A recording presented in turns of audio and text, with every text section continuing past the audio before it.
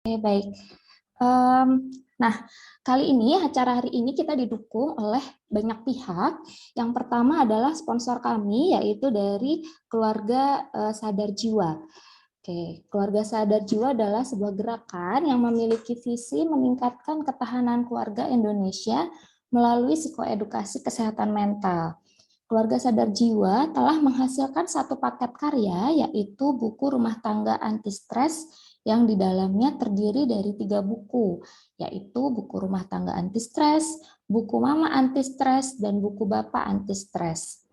Nah, acara ini juga didukung oleh beberapa media partner kami, yaitu Build Up Consultant, Here to Heal, Keutamaan Sukandi, momsmom.id, Paranesia, dan Sadar Emosi atau SAI.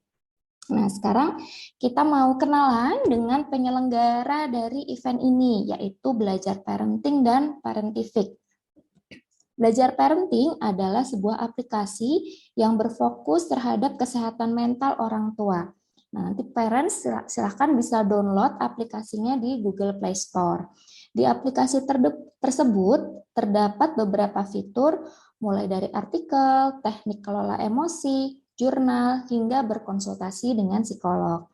Sedangkan Parentific adalah sebuah platform edukasi online yang fokus pada isu pendidikan, isu parenting, dan kesehatan mental orang tua anak dari sisi ilmiah dan praktis.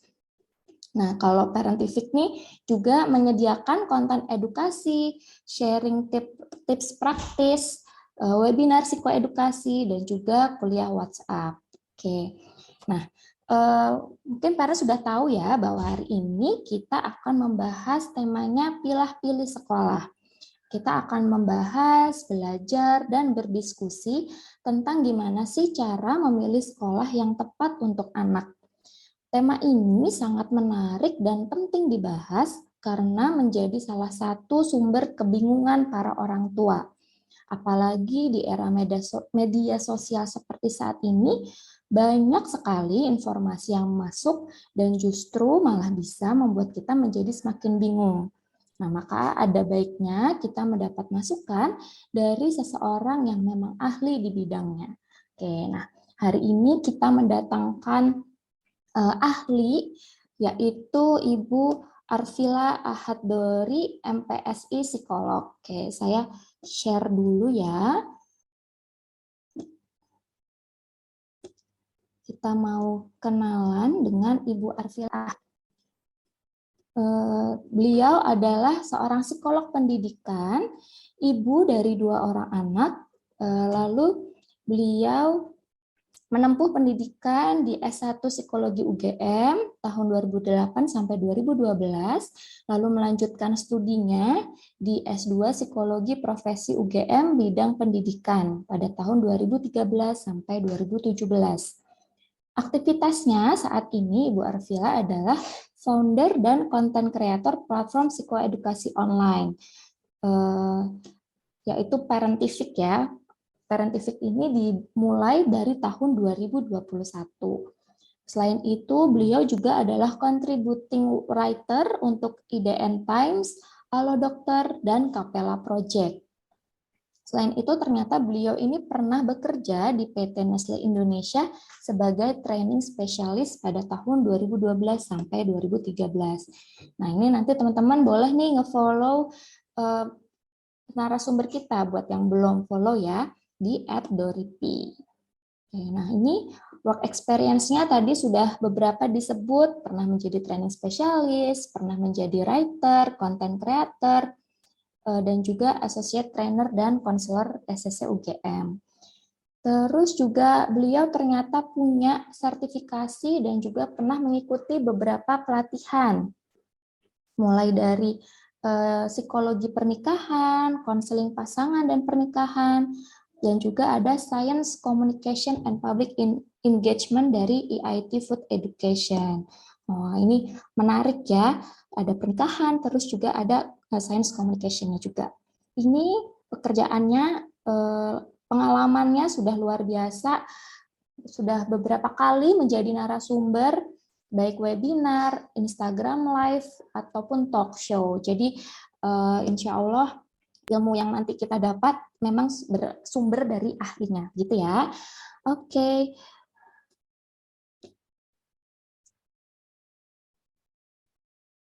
ya baik. Eh, karena nanti waktunya cukup singkat, tetapi materi yang diberikan lumayan banyak, jadi mungkin kita langsung aja ya. Halo, selamat pagi Ibu Arvila Ahad Dori. Selamat pagi, Mbak Zizi. Kedengaran suara saya? Kedengaran, kedengaran. Oke. Tua banget panggilnya Ibu, Mbak aja deh. Oke deh, halo Mbak. Saya panggilnya tuh Arfi ya. Iya, jadi teman-teman mungkin yang belum ngerti, jadi saya sama Zizi itu sebenarnya teman seangkatan nih, teman seangkatan S1 dan S2 ya. Iya, Iya, ya, betul-betul. betul. Jadi tua banget kalau dipanggilnya Ibu ya, panggil Mbak aja nggak apa-apa. Oke, Atau panggil Dori aja lah, biasa. oke. Baiklah. Soalnya nanti kalau Arfi takut kelepas jadi lupa Dori. Oh gitu ya. Oke, baik Dori. Terima kasih ya sudah mau hadir dan berbagi eh, ilmunya pada pagi ini. Gimana kabarnya pagi ini? Sehat, Alhamdulillah. Ini Ah, cerah sekali di sini. di mana sih sekarang Dori lokasinya? Di Karawang. Oh iya, di Karawang ya. Cerah ya, Alhamdulillah. Cerah, cerah. Oke, Alhamdulillah. oke deh. Sekarang Suaraku jelas? Ini? eh, jelas sih, jelas. Jelas Oke. kok, cuman mungkin tadi sempat ada yang agak nge-freeze gitu. Tapi sekarang udah oke. Oke deh. Oke. Sudah siap Ibu Dori untuk memberikan materinya? Siap-siap, insya Allah. Ya, baik. Sekarang silahkan saya berikan waktu dan kesempatannya untuk Ibu Dori. Silakan. Oke, izin share screen ya, Zi ya. Ya, oke. Oke. Selamat pagi, Bapak Ibu semuanya dan teman-teman. Mungkin ada yang sudah familiar dengan saya, tapi ada juga yang belum. Jadi mohon izin perkenalan singkat. Jadi nama saya Dori. Eh, nggak ahli-ahli juga banget kayak Mbak Zizi, karena sebenarnya jujur saya juga sedang dalam proses kegalauan untuk mencari sekolah anak ya. Anak saya mau masuk SD gitu tahun depan. Jadi sebenarnya di sesi ini selain saya menyampaikan apa yang kata teorinya seperti apa, dari penelitiannya seperti apa, saya juga sebenarnya pengen bertukar pikiran sama ibu-ibu sekalian. Jadi dan bapak-bapak juga kalau ada. Jadi nanti di sesi diskusi harapannya kita bisa sharing satu sama lain kira-kira apa sih yang membuat kita galau untuk pilih sekolah dan apa yang membuat kita yakin sampai kita bisa oke deh aku mau masukin anakku ke sekolah ini gitu. Selamat pagi semuanya, saya izin mulai pemaparan materinya, saya share screen, tapi belum bisa Mbak Zizi, masih belum bisa share screen saya. Kalau dari saya dulu boleh Oh share boleh, screen-nya. boleh, Saya boleh, boleh, backup ya. silakan. Oke. Oke. Jadi memang topik pemilihan sekolah ini tuh setiap tahun selalu dijadikan topik entah webinar, entah seminar gitu karena memang saya juga merasakan mulai dari dulu memilih TK, kemudian besok memilih SD itu juga jadi pikiran ya, bahkan nggak sampai sampai nggak jarang kita tuh kebawa sampai tidur, nggak bisa tidur gitu ya kalau ngobrol-ngobrol sama teman-teman. Nah, sebenarnya apa sih yang harus kita pertimbangkan ketika kita mau memilih sekolah yang tepat untuk anak? Boleh masuk ke materinya, Mbak Cici? Nah, sebelum kita memilih sekolah nih, kita harus tahu dulu sebenarnya makna sekolah bagi anak dan juga bagi orang tua itu seperti apa sih? So, next. Nah, ini nih, kalau ditanyain ya orang tua itu kenapa sih kok bisa galau pilih sekolah gitu? Sebenarnya kita masing-masing orang tua itu sudah punya bayangan gitu ya. Tapi mohon maaf, ini gambarnya agak kepotong ya Mbak Zizi kayaknya ya. Atau di saya aja ya. Oke, mudah-mudahan nanti yang selanjutnya masih bisa jelas ya, karena kalau di screen saya tuh yang kanan agak kepotong gitu. Iya, kepotong. Boleh dibantu Mbak Zizi supaya nggak kepotong?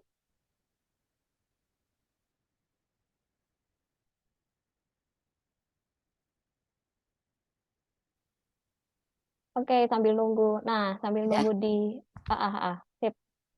Sambil nunggu Mbak Zizi, oke. eh, dibukanya mungkin dari PDF mungkin ya Mbak ya, jadi nggak di browser. Oke, oke, sebentar ya. Oke, oke.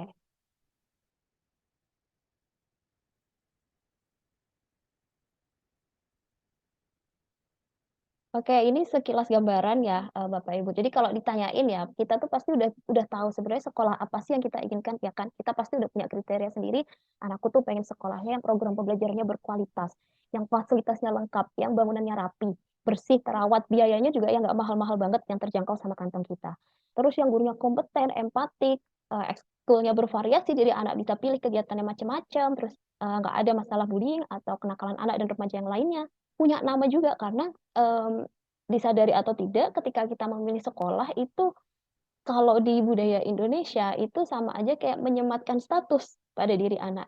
Aku alumni sini loh, itu ada perasaan tersendiri gitu. Nah, orang tua juga secara sadar maupun tidak sadar seringkali mempertimbangkan hal itu gitu. Anakku masuk ke sekolah ini supaya nanti eh, alumninya bisa bisa berjejaring dengan alumninya yang luar biasa, yang berprestasi gitu. Jadi tidak hanya memilih sekolah itu tidak hanya berdasarkan kualitasnya semata, kalau kebanyakan orang tua di Indonesia, tapi ada setitik-setitik tentang prestisnya juga gitu.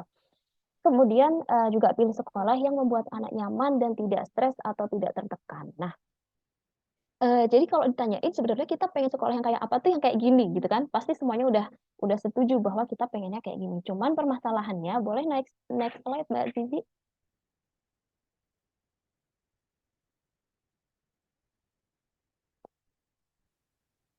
Nah, permasalahannya, realitanya sama kayak kita ngomongin tentang keluarga ya. Setiap keluarga itu berbeda, setiap sekolah tuh juga berbeda gitu. Nggak ada keluarga yang sempurna, nggak ada juga sekolah yang sempurna gitu. Kalau dulu ada satu di komen saya baca sekolah dulu begitu ketika nggak masuk zonasi gitu ya. Tapi sekarang ketika masuk zonasi jadi makin bervariasi lagi gitu ya, terutama untuk di sekolah negeri gitu. Jadi eh, nggak kalau dulu terkotak-kotak, sini ada sekolah favorit, sini ada sekolah mungkin non favorit. Tapi kalau sekarang masuk zonasi lebih beragam lagi dinamika di dalamnya gitu. Jadi di awal ini yang saya pengen tekankan adalah ketika kita memilih sekolah itu kita harus siap dulu dengan kenyataan bahwa tidak ada sekolah yang ideal. Seringkali kita ketemu sekolah yang sekolah A itu ininya bagus, tapi kok ininya begini gitu. Yang sekolah B itu ininya bagus, tapi kok ininya begini. Jadi ada plus minus di situ.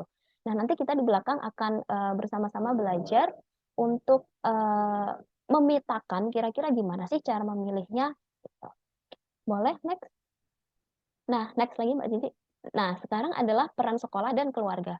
Untuk teman-teman yang sudah follow Parentifik, sudah familiar dengan gambar bulatan di sebelah kiri gitu ya. Jadi di bulatan sebelah kiri ini adalah diagram yang dirumuskan oleh Brenner, seorang ahli gitu. Jadi beliau memetakan keterkaitan antar lingkungan terhadap anak, pengaruhnya terhadap anak gitu.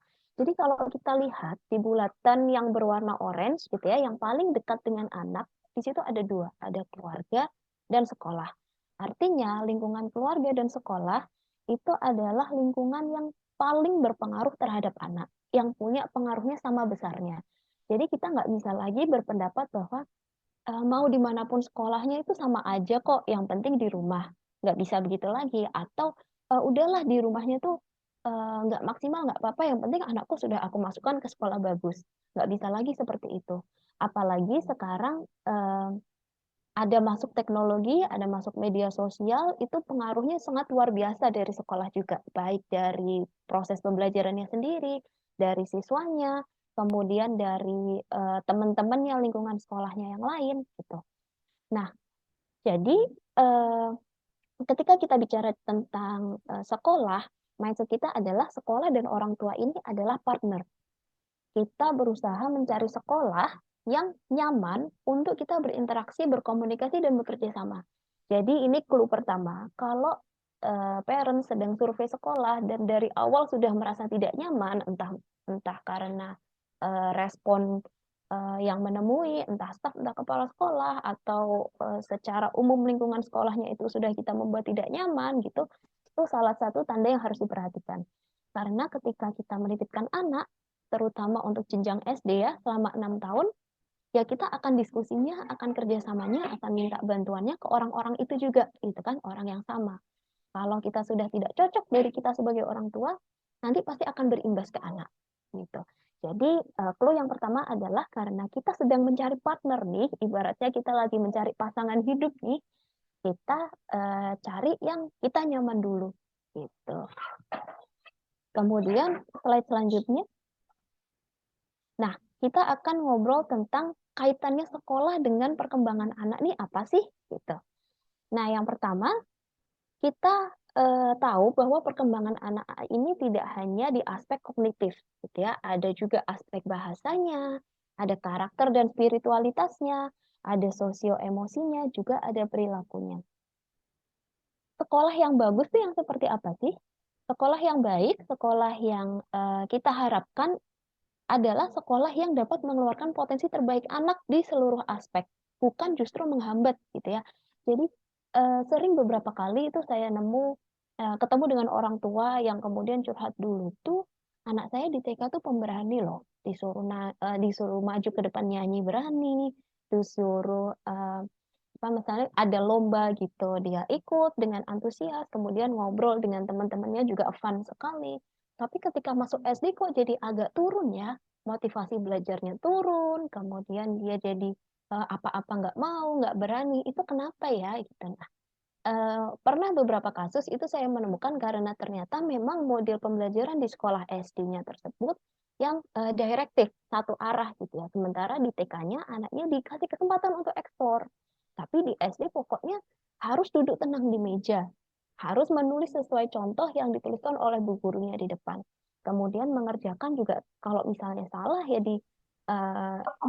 dinilai gitu ya, salah benar gitu. Bentar lagi kamu 7 tahun loh kak. Jadi begitu ya.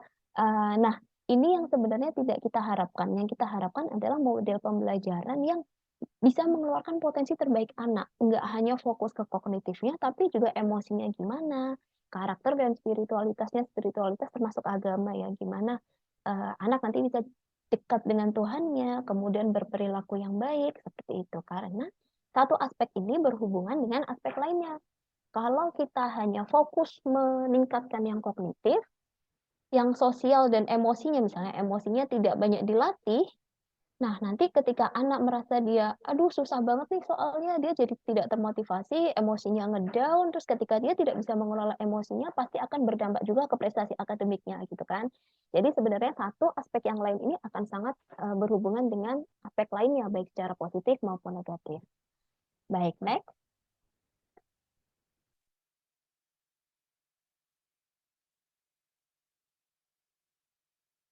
Boleh slide selanjutnya, nah ini dia. Jadi peran sekolah di setiap tahap perkembangan anak, ini saya singkat aja ya. Ketika kita melihat anak PAUD misalnya ya, TK termasuk PAUD ya, kita lihat karakteristik anaknya itu seperti apa sih? Oh, anak-anak yang usianya PAUD dan usianya KB dan TK, itu mereka berpikirnya itu masih egosentris, masih intuitif, itu belum logis kayak anak-anak SD atau misalnya anak remaja dan anak atau kita yang usia dewasa gitu. Jadi mereka sangat didorong sama keinginannya. Mereka nggak suka, ya mungkin bisa mukul. Mereka sedih, ya mungkin bisa nangis, bisa teriak gitu ya. Jadi peran sekolah apa? Kita sebaiknya mencari sekolah yang memang pendekatannya empatik, humanis ke anak-anak. Karena kita tahu anak-anak masih sangat butuh pendampingan yang humanis dan empatik untuk memahami emosinya, memahami dirinya, seperti itu ya. Kemudian kemampuan sensori, fisik, dan motorik di anak TK ini masih jadi fokus yang paling utama. Jadi ketika kita cari TK, kita harus cari nih, mana sih sekolah yang memang menguatkan dasarnya, menguatkan dasar sensorinya, menguatkan dasar fisiknya, menguatkan dasar motoriknya. Nggak hanya sekolah yang tahu-tahu ngajarin calistung, tahu-tahu anak disuruh baca berulang-ulang, kalau salah diulang lagi, diulang lagi, diulang lagi. Itu kan sebenarnya lebih fokus ke akademik, bukan menguatkan dasarnya, sensori, fisik, dan motoriknya. Gitu. Kemudian di tahap PAUD ini, di anak usia dini ini, secara sosial dan emosi mereka ada challenge, ada tantangan perkembangan nih untuk mengembangkan perasaan punya inisiatif atau perasaan merasa bersalah. Ketika anak TK pengen melakukan sesuatu dan lingkungannya suportif, mereka akan merasa percaya pada dirinya, gitu ya. Mereka akan punya inisiatif untuk melakukan ini, berani mencoba hal yang baru. Nah, tapi kalau misalnya anak TK mau mengeksplor lingkungannya nih, mau mengeksplor dunianya, tetapi lingkungannya nggak suportif misalnya, eee, menggunting belum bisa gitu, menggunting belum bisa terus, udah sini, Bu Guru bantu," misalnya kayak gitu, diguntingkan oleh gurunya. Lama-lama anak bisa mengembangkan perasaan yang namanya guilt, merasa bersalah, "Oh iya nih aku emang nggak bisa," gitu. "Oh iya emang aku harus minta bantuan terus," seperti itu. Nah, poin-poin, terkait karakteristik perkembangan anak ini juga perlu kita perhatikan ketika kita mencari sekolah, gitu ya. Mana sih TK atau KB atau PAUD yang menyediakan kesempatan dan mendukung eksplorasi anak seluas-luasnya sesuai kemampuannya. Kalau ada anak yang nggak mau makan bekal di sekolah, gurunya itu ngapain? Gitu. Apakah terus nyuapin atau, mengajari cara makan yang baik atau meng-encourage anak, itu akan efeknya beda juga nanti ke bagaimana anak berkembang gitu kan. Jadi kita perlu lihat sebenarnya untuk tahap, PAUD dan TK ini mana sih sekolah yang mendorong anak untuk bisa percaya pada dirinya, yang bisa mengembangkan kemampuannya sesuai, tahap perkembangannya ya. Kemudian ketika kita masuk SD, di SD ini karakteristiknya adalah anak itu, kemampuan kognitif dan bahasanya meningkat pesat. Dia sudah mulai mengenal, tambah-tambahan, penjumlahan, pengurangan, perkalian, pembagian, dan soal-soal akademik, soal-soal, kognitif yang lebih kompleks gitu ya. Mulai ada esai, mulai ada, menulis dalam paragraf, segala macam. Bahasanya juga meningkat. Jadi kita perlu cari nih sekolah mana sih yang, metode pembelajaran akademiknya ini inovatif, kreatif, dan eksploratif. Nggak hanya melulu, nulis di papan tulis, anak disuruh menyalin, kemudian nanti ada PR di rumah dikerjakan, besok dikoreksi, begitu terus. Kita perlu, petakan juga mana sih sekolah yang, mendorong rasa ingin tahu anak misalnya. Oh, kalau ada soal seperti ini nih, apakah anaknya itu kalau ngerjainnya nggak sesuai contoh gurunya, itu langsung disalahkan atau enggak, atau memang anak diberi kebebasan untuk explore dulu gitu. Itu nanti akan, beda juga. Nah, cara taunya gimana sih sekolah yang kayak gitu, nanti kita bisa sama-sama belajar di slide yang belakang gimana cara kita mengumpulkan datanya gitu ya. Kemudian anak SD juga, di usia-usia masuk SD 7 tahun sampai 12 tahun, itu tenaga anak banyak sekali, gitu. Kemampuan fisik dan motoriknya itu sudah mulai terintegrasi. Kalau anak TK, sudah kuat, energinya banyak, tapi kadang masih belum terarah gitu ya, masih lari ke sana, lari ke sini, masih ada jatuh, masih ada, kesandung, segala macam. Tapi kalau anak SD, ini tenaganya banyak dan sudah mulai terarah. Jadi kita perlu sekolah yang mau, menyediakan kegiatan-kegiatan untuk mengarahkan energinya itu. Nggak hanya, berangkat sekolah pagi, kemudian sampai sore di kelas aja ada tambahan pelajaran segala macam. Tapi juga kita perlu sekolah yang mendukung eksplorasi anak di berbagai bidang, misalnya lewat ekskul, lewat, field trip, atau lewat kegiatan-kegiatan sosial lainnya, gitu ya. Dan juga tentu menyediakan lingkungan yang berkarakter positif dan menerapkan disiplin positif. Kalau anak terlambat harus gimana sih pendekatannya, itu juga akan, berbeda dan bisa jadi poin untuk kita memilih sekolah. Oke, selanjutnya. Nah, ini untuk tahap SMP dan SMA sepertinya kalau kemarin saya lihat di, apa namanya, di daftar peserta kayaknya belum ada yang sampai untuk mencari SMP, SMA ya, tapi kita sekilas aja. Jadi ketika SMP dan SMA ini karakteristiknya tidak jauh beda, ada dinamika emosi di sana, kemudian, sudah mulai bisa berpikir secara sistematis gitu ya, udah bisa mempertimbangkan berbagai kemungkinan, kalau A nanti jadinya B, kalau aku melakukan B nanti jadinya C, gitu. Nah, yang paling krisis di titik SMP dan SMA adalah bagaimana anak atau remaja itu berusaha memahami siapa dirinya, gitu. "Aku ini siapa sih? Apa yang aku inginkan di dunia ini?" Gitu. "Besok kalau besar mau ngapain sih aku setelah lulus dari sekolah ini mau ngapain sih?" Nah, jadi kita untuk tahap SMP dan SMA kita perlu cari, sekolah yang memfasilitasi anak untuk bisa berpikir dengan, pendekatan discover dan inquire. Discover itu artinya dia menemukan banyak, menggali sendiri, kemudian banyak menemukan ide-ide sendiri. Jadi nggak lagi pendekatannya seperti di SD yang mungkin lebih, direktif gitu ya, diajarin ini diterima sama anak gitu. Tapi SMP dan SMA kita sudah mulai cari sekolah yang bisa memantik rasa berpikir mereka. Juga sekolah yang pendekatan sosial emosinya dari para guru-gurunya itu juga paling tidak guru-gurunya aware terhadap itu ya, bahwa remaja ini adalah titik krisis dari kesehatan mental dari anak gitu ya. Jadi paling tidak kita berusaha cari sekolah yang aware terhadap kesehatan mental baik dari sisi anaknya maupun sisi gurunya juga gitu. Nah, ini terkait perkembangan anak, boleh masuk ke slide selanjutnya. Kita masuk ke tahap berikutnya ini yang sebenarnya paling ditunggu-tunggu nih kayaknya, gimana sih cara memilih sekolah yang tepat? Next.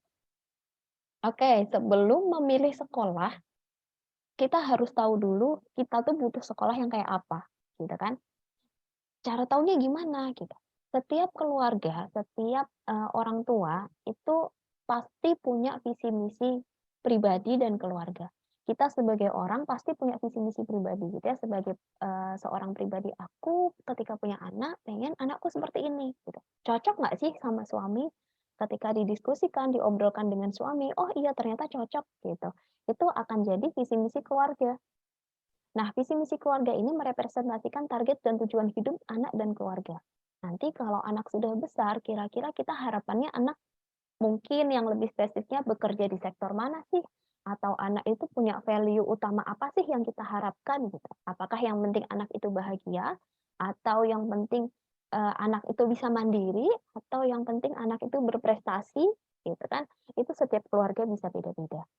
Cita-citanya apa, harapan kita terhadap anak dan keluarga apa, kemudian jangan lupa juga ekspektasi anaknya sendiri terhadap dirinya apa gitu. Sering banget kita kan kalau ketemu anak nanya besok gede mau jadi apa. Kalau anak-anak yang kecil jawabnya masih random ya, mau jadi dinosaurus, mau jadi ini, mau jadi itu gitu ya. Tetapi seiring bertambahnya usia, anak-anak sudah bisa diajak diskusi. Nanti kalau besar kira-kira pengennya bekerja seperti apa sih? Pengen bikin apa sih? Atau pengen melakukan apa sih? Nah, itu dalam proses diskusi di keluarga, ketika sudah disepakati bersama, itu jadi visi misi keluarga. Ya, termasuk nilai-nilai penting. Value apa sih yang kita tekankan? Apakah prioritasnya adalah agama, spiritual, atau mungkin kebaikan, atau mungkin kemandirian, atau mungkin kejujuran, itu juga perlu kita obrolkan bersama gitu. Nah, termasuk juga kebutuhan pribadi anak dan kebutuhan bersama keluarga. Itu nanti jadi yang merepresentasikan visi misi keluarga.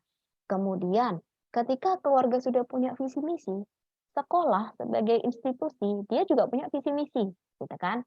Yang mungkin bisa sama, bisa cocok, bisa selaras, bisa searah dengan visi misi kita ataupun bisa juga enggak, gitu. Visi misi sekolah ini tercermin dalam kurikulum dan aktivitas pembelajaran. Secara umum kurikulum sekolahnya itu menggunakan apa, metodenya menggunakan apa, itu mencerminkan visi misi sekolah. Gitu. Kemudian aturan dan tata tertib yang diterapkan. Jadi misalnya sekolah menerapkan anak tidak boleh masuk sekolah terlambat. Kalau terlambat ada konsekuensinya A, B, C. Oh, kita jadi tahu bahwa salah satu visi misi sekolah, salah satu value yang dianut sekolah adalah kedisiplinan dan ketepatan waktu misalnya. Terus kita bisa juga lihat, oke, kalau value-nya kedisiplinan dan ketepatan waktu, beneran dianut nggak sih sama seluruh gurunya? Ketika ada rapat orang tua misalnya, beneran on time nggak sih mulainya? Atau ketika misalnya ada jadwal masuk sekolah, beneran on time nggak sih? Diterapkan beneran nggak sih? Itu kita bisa lihat juga ya. Kemudian keputusan yang diambil. Misalnya ketika ada anak yang sedang berkonflik, misalnya kasus bullying ya, ada anak yang melakukan bullying dan ada anak yang dibully. Kita bisa lihat visi misi sekolah itu dari respon dan keputusan yang diambil oleh sekolah.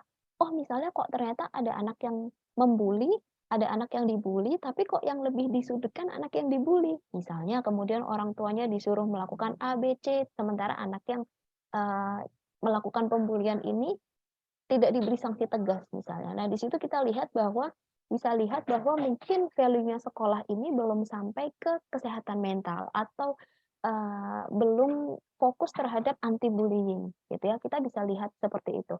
Tetapi memang saya perlu tekankan di sini, visi misi sekolah, kecocokan visi misi keluarga dan visi misi sekolah ini tidak bisa kita lihat dari awal masuk saja. Jadi seringkali ditanyain, taunya gimana sih kalau kita tuh udah masuk ke sekolah yang tepat, gitu ya. Nanti ada penjabarannya di belakang, tapi mumpung kita lagi bahas visi misi, secara berkala kita harus terus update, harus terus aware, kita ini masih terus selaras gak sih sama sekolah ini, atau pas di awalnya tuh nggak kedeteksi gitu. Oh, kita nggak tahu visi misinya tuh sebenarnya seperti apa karena mungkin image sekolahnya bagus, kemudian kita juga nggak cukup waktu untuk menggali lebih dalam, tapi seiring berjalannya waktu, oh ternyata cocok, oh ternyata nggak cocok. Jadi untuk mengenali apakah kita masih selaras dengan sekolah ini perlu terus-menerus dilakukan oleh orang tua, nggak hanya ketika mau cari sekolah aja, gitu ya. Next.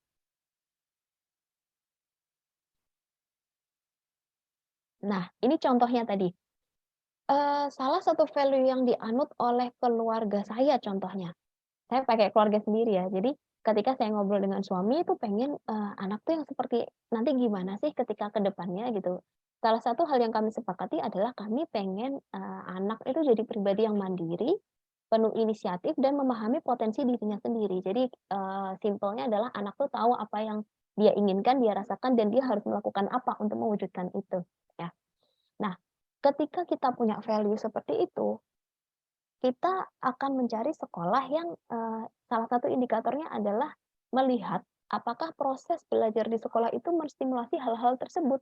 Kan nggak bisa kalau misalnya saya pengen anak tuh jadi pribadi yang mandiri, tetapi kok ternyata sekolah itu tidak memberi kesempatan anak untuk menyampaikan inisiatif dan pendapat dan aspirasinya, atau mungkin ketika anak menyampaikan pendapatnya, respon gurunya kurang menyenangkan, misalnya diketawain atau diabaikan, tidak diapresiasi gitu kan, berarti itu tidak sejalan dengan apa yang saya harapkan gitu. Oh, saya pengen anak itu jadi anak yang penuh inisiatif, tapi kok di sekolah itu kegiatannya didominasi oleh kegiatan satu arah ya. Jadi misalnya gurunya sekolahnya gurunya minta, "Oke, mewarnain," gitu, "mewarnai ini gambar bentuknya begini mewarnainya, kemudian warnanya pohon itu hijau, matahari itu kuning," gitu. Sementara sebenarnya anak saya pengennya warna yang lain gitu misalnya. Kan itu hal-hal nyata di keseharian yang ternyata tidak tidak sejalan gitu antara saya dengan sekolah. Kemudian, karena saya juga pengen anak itu, memahami potensi dirinya, memahami kemampuan dirinya, saya bisa lihat dari proses belajar itu, apakah gurunya tadi mendampingi anak, meng-encourage anak untuk menyelesaikan, tugasnya sesuai kemampuannya sebisa dia, atau banyak dibantu misalnya, atau banyak dikoreksi, atau, usaha anak yang, susah payah itu kurang dihargai, itu juga kita bisa lihat dari situ. Ketika jawaban dari poin-poin ini, kebanyakan adalah tidak, berarti saya bisa ambil kesimpulan bahwa apa yang saya harapkan, visi misi saya terhadap anak dan keluarga itu tidak sejalan dengan visi misi sekolah, gitu. Jadi saya pengen anak yang punya inisiatif, saya pengen anak yang mandiri, tapi di sekolah tidak diberi kesempatan untuk itu, gitu. Saya, jadinya bisa menyimpulkan bahwa, oh mungkin sekolah ini tidak cocok. Oke, saya akan survei ke sekolah yang lain. Jadi begitu juga ke parents yang, hadir di sini ketika kita melihat, oh saya tuh pengennya anak itu, bisa bagus akademiknya, tetapi kok sekolahnya ini justru tidak fokus ke akademik ya, justru fokusnya ada lebih ke banyak, mungkin aktivitas-aktivitas di luar yang lebih didorong, misalnya aktivitas pramuka, aktivitas olahraga gitu. Sementara, kesempatan anak untuk ikut aktivitas akademik itu kok sepertinya terbatas sekali gitu. Nah, mungkin di situ memang berarti value-nya tidak pas, tidak cocok gitu ya. Visi misinya tidak sama, bahwa kita pengen akademik, tapi ternyata sekolahnya tidak memfasilitasi itu. Gitu. Jadi itulah pentingnya untuk kita, lihat, mencocokkan antara kebutuhan kita dan apa yang, disediakan oleh sekolah. Oke, next. Nah, untuk menilai kualitas sekolah ini, kita bisa lihat dari 3 level. Jadi level pertama itu yang paling umum, kita lihat kurikulumnya gimana, target pembelajarannya gimana, kolaborasi dan komunikasinya dengan orang tua gimana, keamanan, kerapian lingkungan, sampai sikap profesionalitas sekolah gitu ya. Apakah, mmm, ketika sekolah mengatakan A itu benar A, ketika sekolah mengatakan oke rapat mulai jam 9 itu beneran jam 9, atau kalau misalnya ada perubahan informasi itu disampaikan atau tidak, itu adalah salah satu contoh sikap profesionalitas. Nah, kita bisa lihat itu penilaian di level pertama yang lebih umum. Kemudian level kedua, ini yang sudah lebih spesifik. Jadi kita perlu lihat strategi pengajarannya gimana, manajemen kelasnya gimana, manajemen gurunya gimana untuk merespon anak-anak yang bervariasi itu ya. Kemudian aktivitas pembelajaran sehari-harinya tuh kayak apa. Nah, level ketiga ini yang sudah sangat spesifik, fokus ke individu per individu gitu ya. Gimana sih sekolah itu menyikapi dan mengakomodasi variasi anak dan variasi latar belakang anak gitu. Apakah pendekatan ke anak dan pendekatan ke orang tua anak itu disamaratain semuanya, atau sekolah tuh berusaha mendekati satu persatu secara personal atau seperti apa gitu. Nah, kita bisa menilai kualitas sekolah ini dari 3 level ini. Sama seperti visi misi, ini tidak bisa langsung kita ketahui di awal sebelum masuk sekolah. Jadi memang ketika kita ngomongin sekolah yang tepat, gitu ya, nanti setelah ini ada cara kita tahu sebenarnya sekolah yang tepat itu kayak apa. Kita harus yakin, harus apa ya, punya mindset dulu bahwa ketika milih sekolah itu, kita tetap buka kesempatan bahwa mungkin kita salah pilih, gitu ya. Kita sudah berusaha yang semaksimal mungkin, tetapi tetap selalu ada probability atau persentase kita salah pilih, dan itu sebenarnya tidak masalah sama sekali. Gitu. Yang penting kita siapkan dulu di awalnya seperti apa, kita maksimalkan dulu proses kita memilih sekolah. Nah, gimana sih prosesnya? Next, selanjutnya, ini cara mengumpulkan data. Oke, nanti parents di sini akan dapat survei sheet ya yang bisa bisa dijadikan patokan atau panduan, tidak harus sama seperti ini, tapi bisa dimodif sendiri sesuai kebutuhan. Jadi di halaman pertama ini kita mengumpulkan data yang umum dulu. Nama sekolahnya apa, kemudian biayanya berapa, karena biaya ini mau nggak mau jadi salah satu pertimbangan paling prioritas kalau saya ya, gitu. Karena kalau udah biayanya nggak masuk sama sekali ke dalam jangkauan finansial keluarga saya, ya saya nggak akan memaksakan diri masuk ke situ kan, daripada susah bayarnya nanti ya. Jadi biaya ini termasuk salah satu poin prioritas untuk kita menyeleksi paling awal. Mana sekolah yang masih kita bisa pertimbangkan, mana yang udahlah, udah beneran di luar jangkauan kita itu mah, gitu kan. Nah, di sini ada poin utama visi misi sekolah. Jadi Bapak Ibu ketika hadir ke sekolah, coba cari dulu satu papan visi misi sekolah. Nggak semua loh sekolah itu memasang papan visi misinya, dan nggak semua loh sekolah itu aktivitas sekolahnya, guru-guru maupun stafnya itu hafal sama visi misi sekolah. Nah, jadi visi misi sekolah ini bisa beda-beda. Tetapi biasanya nilai atau visi yang paling utama, yang paling dianut oleh sekolah itu diletakkan di paling awal. Ingin mencetak generasi yang cerdas, misalnya. Oh, berarti orientasinya ke akademik. Ingin mencetak generasi yang berkarakter positif. Oh, berarti orientasinya akademik mungkin di nomor 2, tapi lebih ke arah mengembangkan sosial emosi dan perilakunya, misalnya. Memang diakuin ya, kita mengakui sama-sama bahwa walaupun visi misinya bagus, belum tentu penerapannya sebagus itu, gitu kan. Jadi, tapi paling tidak ketika sudah ada visi misi, kita udah punya gambaran nih, kira-kira sekolahnya ini tuh arahnya kemana sih, gitu. Nah, kemudian fasilitas sekolah yang menarik tuh apa sih? Kadang ada sekolah yang punya antar jemput misalnya, atau punya catering, atau ada sekolah yang juga di setiap kelasnya itu ada CCTV, live CCTV yang orang tua bisa pantau misalnya. Nah, fasilitas-fasilitas apa sih yang menarik bagi kita sebagai orang tua itu bisa dimasukkan ke situ. Kemudian lokasi dan jarak dari rumah, apakah terlalu jauh ataukah mungkin jalanannya macet sehingga butuh waktu lebih panjang, itu seperti apa. Jadwal kegiatan dan pelajaran ini juga bisa parents lihat ya. Jadi terutama untuk di kelas 1, di kelas awal, entah SD, SMP, SMA, di kelas paling awal itu kalau bisa sebelum masuk kita minta jadwal pelajaran. Jadi kita bisa punya gambaran nanti di kelas 1 itu, di kelas awal atau di kelas selanjutnya itu kira-kira anak belajarnya tuh apa aja sih yang dipelajarin, kemudian proporsinya itu seperti apa sih? Karena memang beberapa sekolah punya proporsi program pembelajaran yang beda-beda. Ada sekolah yang dari masuk jam 7 sampai jam 9 atau 10 itu pelajaran agama dulu gitu ya. Hafalan segala macam, kemudian pelajaran lainnya itu baru di atas jam 10. Ada juga yang dari awal sudah pelajaran matematika, bahasa Inggris, bahasa Indonesia full sampai pulang sekolah. Ada juga yang pagi itu anak-anak masih fun gitu, masih sesi bercerita, sesi storytelling, kemudian sesi olahraga di luar setiap hari dan macam-macam.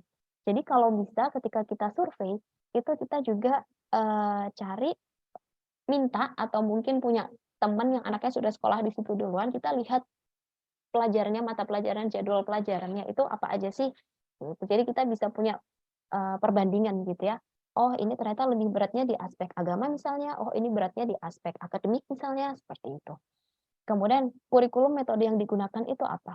Seringkali saya baru terakhir kemarin sih saya ketemu dengan orang tua gitu, saya tuh bingung Mbak gitu ketika ngobrol sama saya. Saya tuh datang ke sekolah, saya tanyain metode pembelajaran yang dipakai apa di sekolah ini tuh guru-gurunya pada nggak bisa jawab gitu. Jadi aku nggak tahu nih anakku tuh besok kalau masuk ke sini tuh pakai metode apa ya gitu. Karena memang kadang untuk yang kurikulumnya datang dari pemerintah gitu, pendekatannya juga akhirnya mengikuti kurikulumnya itu. Sementara kita sekarang bisa tahu ada banyak sekali model-model pembelajaran ya, ada sekolah alam, ada Montessori, ada CM, ada macam-macam gitu ya, ada banyak sekali gitu. Nah, mungkin harapan orang tua itu pengen dapat informasi tentang ini tuh pakai yang mana sih? Apakah Montessori, apakah sentra, apakah kurikulumnya pemerintah, kurikulum merdeka atau apa gitu. Nah, kadang-kadang itu memang harus kita lihat sendiri gitu ya, atau kita tanya ke sekolahnya langsung gitu. Karena kadang sekolahnya juga menjawabnya itu masih agak bingung-bingung gitu, kemarin barusan ketemu gitu sama orang tua yang seperti itu. Nah, kemudian kegiatan program yang menarik itu apa aja, kemudian jangan lupa juga untuk tahu proses penerimaan dan seleksi siswanya seperti apa. Next, ini tadi ada data umum dan data dokumentasi, sekarang kita observasi gitu. Observasi ini istilahnya ya kita melihat situasi nyatanya itu seperti apa gitu. Di sini ada poin yang saya tuliskan saat jam masuk sekolah, saat pelajaran, saat istirahat, saat pulang sekolah, saat trial class atau open house dan macam-macam. Ini tidak harus semuanya. Jadi saya juga nggak pengen mendorong orang tua untuk ada datang ke sekolah dari pagi sampai sore berhari-hari gitu juga rasanya kita akan kesulitan ya seperti itu, apalagi untuk sekolah-sekolah yang memang menjaga keamanan siswa-siswinya dengan baik gitu, jadi tidak sembarang orang bisa masuk gitu ya. Nah, ini adalah yang poin-poin yang saya tuliskan di sini adalah titik kritis di mana kita bisa dapat banyak data biasanya. Jadi silahkan dipilih mana yang paling memungkinkan, kalau bisa kita izin dulu, pasti ya kita izin dulu, saya mau lihat-lihat, lingkungan sekolah apakah boleh, seperti itu. Nah, apa sih yang kita lihat? Poin observasi ini kita bisa kasih nilai sendiri dan poinnya ini nggak terpaku pada ini aja ya Bapak Ibu. Jadi bisa ditambahkan sendiri apa yang menarik perhatian ketika datang. Jadi bisa dikasih poin 1 sampai 5 ketika 1 itu sangat tidak cocok, kok gini ya gitu juga, poin 5 itu ternyata sangat cocok. Suasana sekolah secara umum gimana? Kemudian kondisi fisik, bangunan, kelas, kantin, ruang guru, perabot, ruangan lain tuh kayak gimana gitu. Salah satu poin yang penting untuk dilihat terutama di anak-anak SD adalah kondisi toilet dan kantin, gitu ya. Kantin jelas karena itu berkaitan dengan kebersihan makanan yang masuk ke dalam tubuh anak kita. Kemudian toilet juga, ini seringkali muncul kasus di SD, anak tidak mau ke toilet karena toiletnya tidak bersih, gitu ya. Jadi di SD ini kan biasanya anak sudah mandiri ya, melakukan bersih diri sendiri, sudah ke toilet sendiri, sudah bisa mengganti celana, mengganti baju sendiri gitu ya, dan ada banyak kesempatan anak untuk harus ke toilet misalnya ketika habis jam pelajaran kemudian ganti baju, atau mau ekstrakurikuler kemudian ganti baju. Nah, beberapa kasus anak yang baru belajar bersih diri, mereka tidak mau ke toilet ketika bentuk toiletnya beda dengan di rumah. Misalnya di rumah biasanya toilet duduk, kemudian di sekolahnya ternyata jongkok. Nah, hal-hal seperti ini harus kita perhatikan juga supaya kita bisa siapkan anak. Kalau misalnya anak tetap masuk ke sekolah ke situ, kita berarti ajarkan dulu gimana cara pakai toilet jongkok. Jangan sampai anak kemudian nggak mau bersih diri ke toilet dan akhirnya untuk anak-anak kelas 1 sering terjadi tiba-tiba ngompol di kelas. Kembali lagi ngompol, padahal sebelumnya enggak. atau mungkin menahan dia tidak mau ke toilet karena masalah toiletnya tidak sesuai dengan keinginan dan harapannya dia. Nah, hal-hal ini yang perlu diperhatikan juga supaya kita bisa menyiapkan anak, gitu ya. Kemudian tadi kita juga bisa observasi administrasinya dan sikap profesionalitas sekolah itu gimana sih? Apakah berbelit-belit, apakah komunikasinya tidak jelas, atau ternyata orang tua itu sangat diorangkan, sangat dihargai, gitu, sangat diperhatikan, gitu. Kita juga bisa lihat dari bagaimana ketika kita datang disambut oleh sekolah misalnya, atau ketika kita sudah diskusi tentang proses seleksi juga gimana respon dari sekolah, itu kita bisa masukkan ke poin observasi. Kemudian juga yang paling penting ketika kita datang nih, eee, entah saat istirahat atau misalnya saat, trial class gitu ya, kita harus lihat gimana interaksi guru dan siswa. Misalnya saat istirahat kita masuk, kita melihat ada anak berpapasan dengan gurunya di lorong sekolah misalnya. Anaknya itu ngapain sih? Apakah cuek aja? Apakah gurunya juga cuek aja?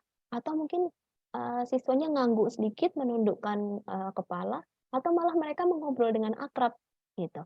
Kita bisa dapat info-info di situ kalau misalnya kita lihat beberapa kali, kok gurunya lewat anaknya diem aja ya, cuek. Kok gurunya lewat ke gerombolan anak juga nggak nyapa-nyapa anaknya ya, dan itu terjadi beberapa kali, berarti kita bisa lihat bahwa hubungan antara guru dengan, siswa itu mungkin tidak terlalu dekat di sekolah itu. Jadi seperti ada berjarak. Tapi kok kita lihat gurunya itu kayaknya seru banget sih main sama anak-anaknya. Oh, berarti gurunya di sekolah ini memang mengayomi anak-anak, gitu. Nah, data-data yang seperti itu bisa buat kita masukkan ke pertimbangan untuk memilih sekolah juga, gitu ya. Termasuk yang paling penting adalah gimana ekspresi siswa dan gurunya. Ketika kita masuk, ke sebuah sekolah, Bapak Ibu yang sudah pernah masuk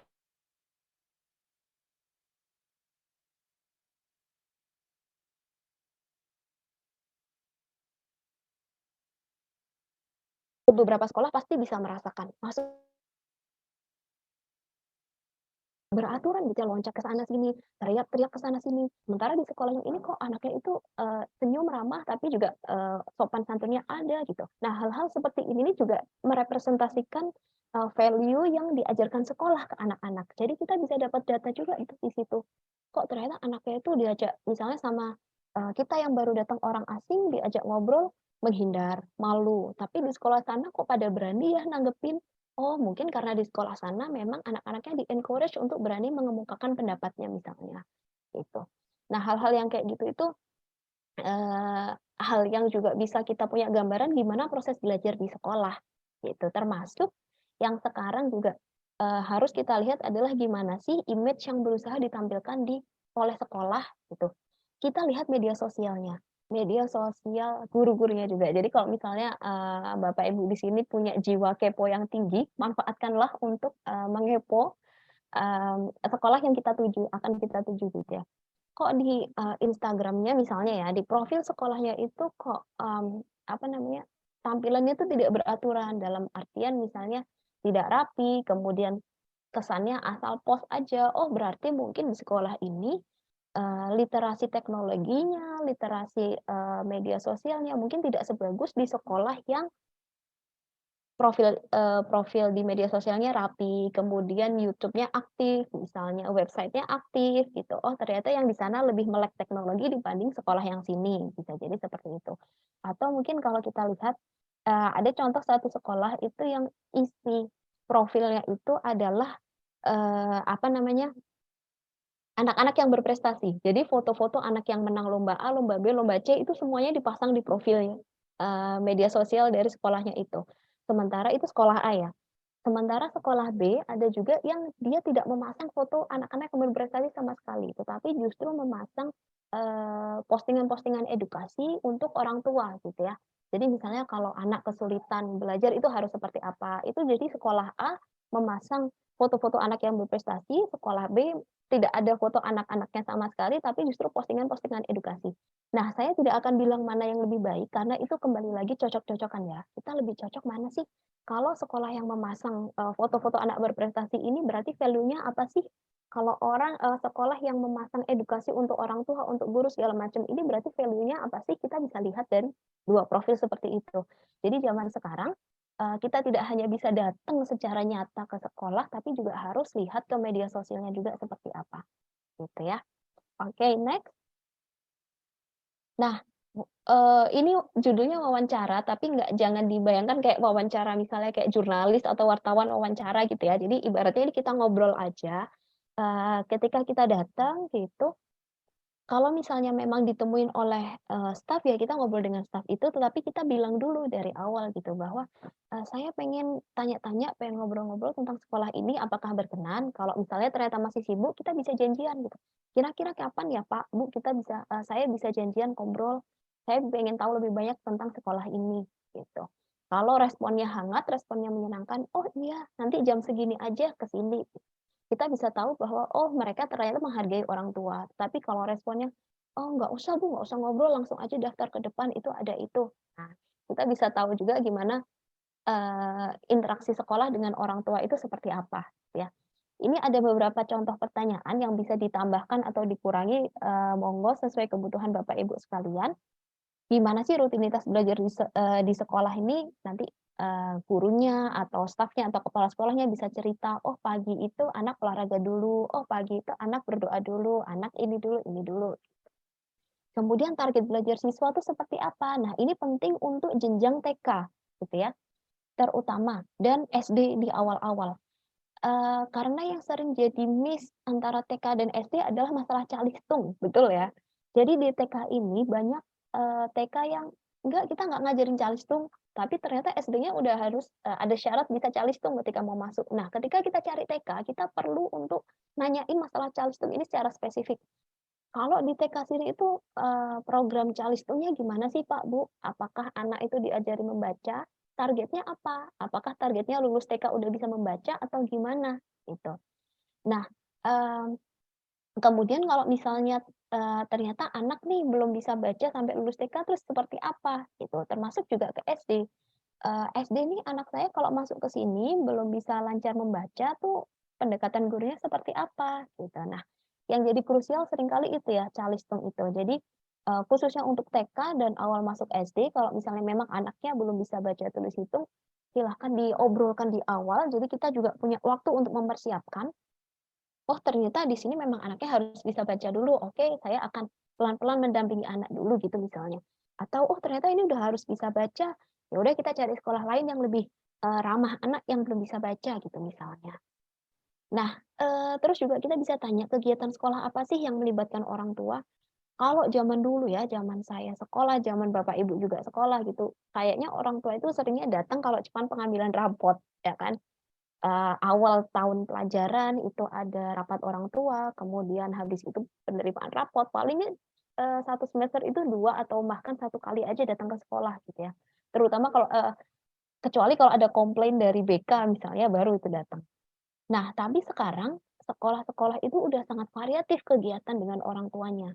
Ada lomba bareng orang tua, ada karnaval bareng orang tua, gitu.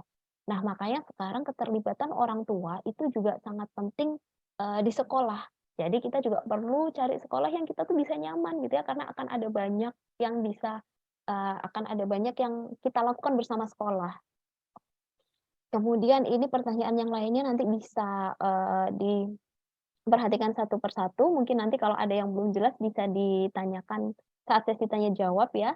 Gimana cara guru mengevaluasi proses belajar, apakah akan ada, ulangan setiap minggu, ulangan setiap 2 minggu, atau seperti apa. Kemudian tata tertib aturan sekolah gimana, kalau misalnya ada anak yang terlambat tuh di sekolah ini diapain sih Pak, Bu, gitu. Atau dibiarin aja, atau ada peraturan tapi tidak diterapkan, atau kayak gimana sih, gitu. Nah yang penting juga kita juga perlu cari info lulusan sekolah ini tuh mayoritas melanjutkan ke sekolah mana sih? Gitu. Karena biasanya orang tua itu akan mencari sekolah yang value-nya sama dari TK, SD, SMP, SMA gitu kan. Nah, eee, contoh beberapa sekolah gitu ya, ada sekolah yang oh mayoritas ini ternyata masuknya ke pondok pesantren gitu. Oh mayoritas yang sekolah ini ternyata masuknya ke sekolah negeri. Oh mayoritas yang ini masuknya ke sekolah swasta atau bahkan ke sekolah luar negeri gitu ya. Jadi kita bisa lihat oh ternyata arahan dari sekolah yang kita tuju ini tuh mungkin ke arah agama kalau ternyata mayoritasnya pondok pesantren. Oh ternyata ke arah sekolah negeri yang favorit nih kalau ternyata mayoritasnya orientasinya adalah akademik gitu, seperti itu. Jadi kita juga perlu dapat info tentang alumni ini kebanyakan larinya kemana sih setelah lulus. Next. Nah, setelah kita setelah kita survei, kita mungkin survei ke beberapa sekolah gitu, saya sangat menyarankan untuk kalau misalnya kita punya banyak pilihan, kerucutkan jadi maksimal 3, maksimal aja itu 3. Kalau maksimal 5 itu sudah lebih susah lagi ya kita pilih. Jadi kita seleksi, kita kerucutkan maksimal 3 dan kita bisa coba pakai poin di sini. Jadi dari kurikulumnya sekolah A itu kita kasih poin berapa, sekolah B poin berapa, sekolah C poin berapa. Nah, aspek-aspek yang ada di kiri ini, yang ada di kolom kiri ini, bukan menentukan prioritas ya Bapak Ibu. Jadi saya nulisnya random aja di situ. Prioritasnya tergantung oleh kembali lagi ke keluarga masing-masing. Apakah prioritasnya ekstrakurikuler yang banyak, apakah agamanya, apakah kurikulum yang program belajarnya itu bisa dipertimbangkan masing-masing. Poin ini gunanya hanya untuk kita lihat secara umum gitu. Belum tentu yang poinnya tinggi adalah yang terbaik untuk kita, tetapi bisa jadi pertimbangan untuk kita refleksi lagi, bener nggak ya sekolah itu bener yang kira-kira cocok untuk anakku apa bukan ya? Nah setelah kita isi poin, kita kemudian masuk ke diagram yang sebelah kanan, ke tabel yang sebelah kanan. Kita tulis poin yang cocok tuh apa sih di masing-masing sekolah, dan poin yang memberatkan tuh apa sih di masing-masing sekolah. Karena gini, semakin banyak sekolah, variasi sekolah zaman sekarang, kita nggak bisa lagi pilih sekolah mana yang punya poin positif paling banyak, ya kan? Karena sekolah zaman sekarang juga berlomba-lomba mengunggulkan sisi positifnya. Jadi kalau misalnya sekolah A poin positifnya ternyata A, B, C 5, ini sekolah B 5 juga, sekolah C 5 juga, kita akan bingung, gitu kan? Atau mungkin poin positifnya yang B itu lebih banyak, tetapi ternyata poin yang memberatkannya juga banyak nih. Nah, jadi kita perlu lihat dari dua sisi, poin positif dan poin yang memberatkan.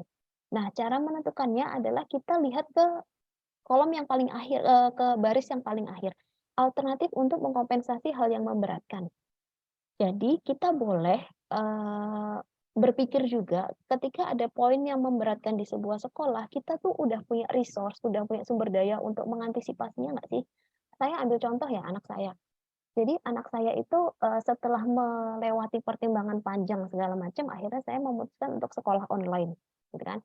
Salah satu poin yang memberatkan pada saat itu untuk saya mengambil sekolah online adalah satu interaksi sosial, kemudian perkembangan fisiknya, ya kan, aktivitas fisiknya. Karena sekolah online ya kan di rumah-rumah aja gitu ya. Yang poin yang memberatkan saya waktu itu adalah interaksi sosial dan perkembangan fisiknya. Nah, kemudian saya diskusi dengan suami, saya cari alternatif untuk mengompensasi interaksi sosial dan fisik itu seperti apa sih? Kita bisa nggak ya mengompensasi itu?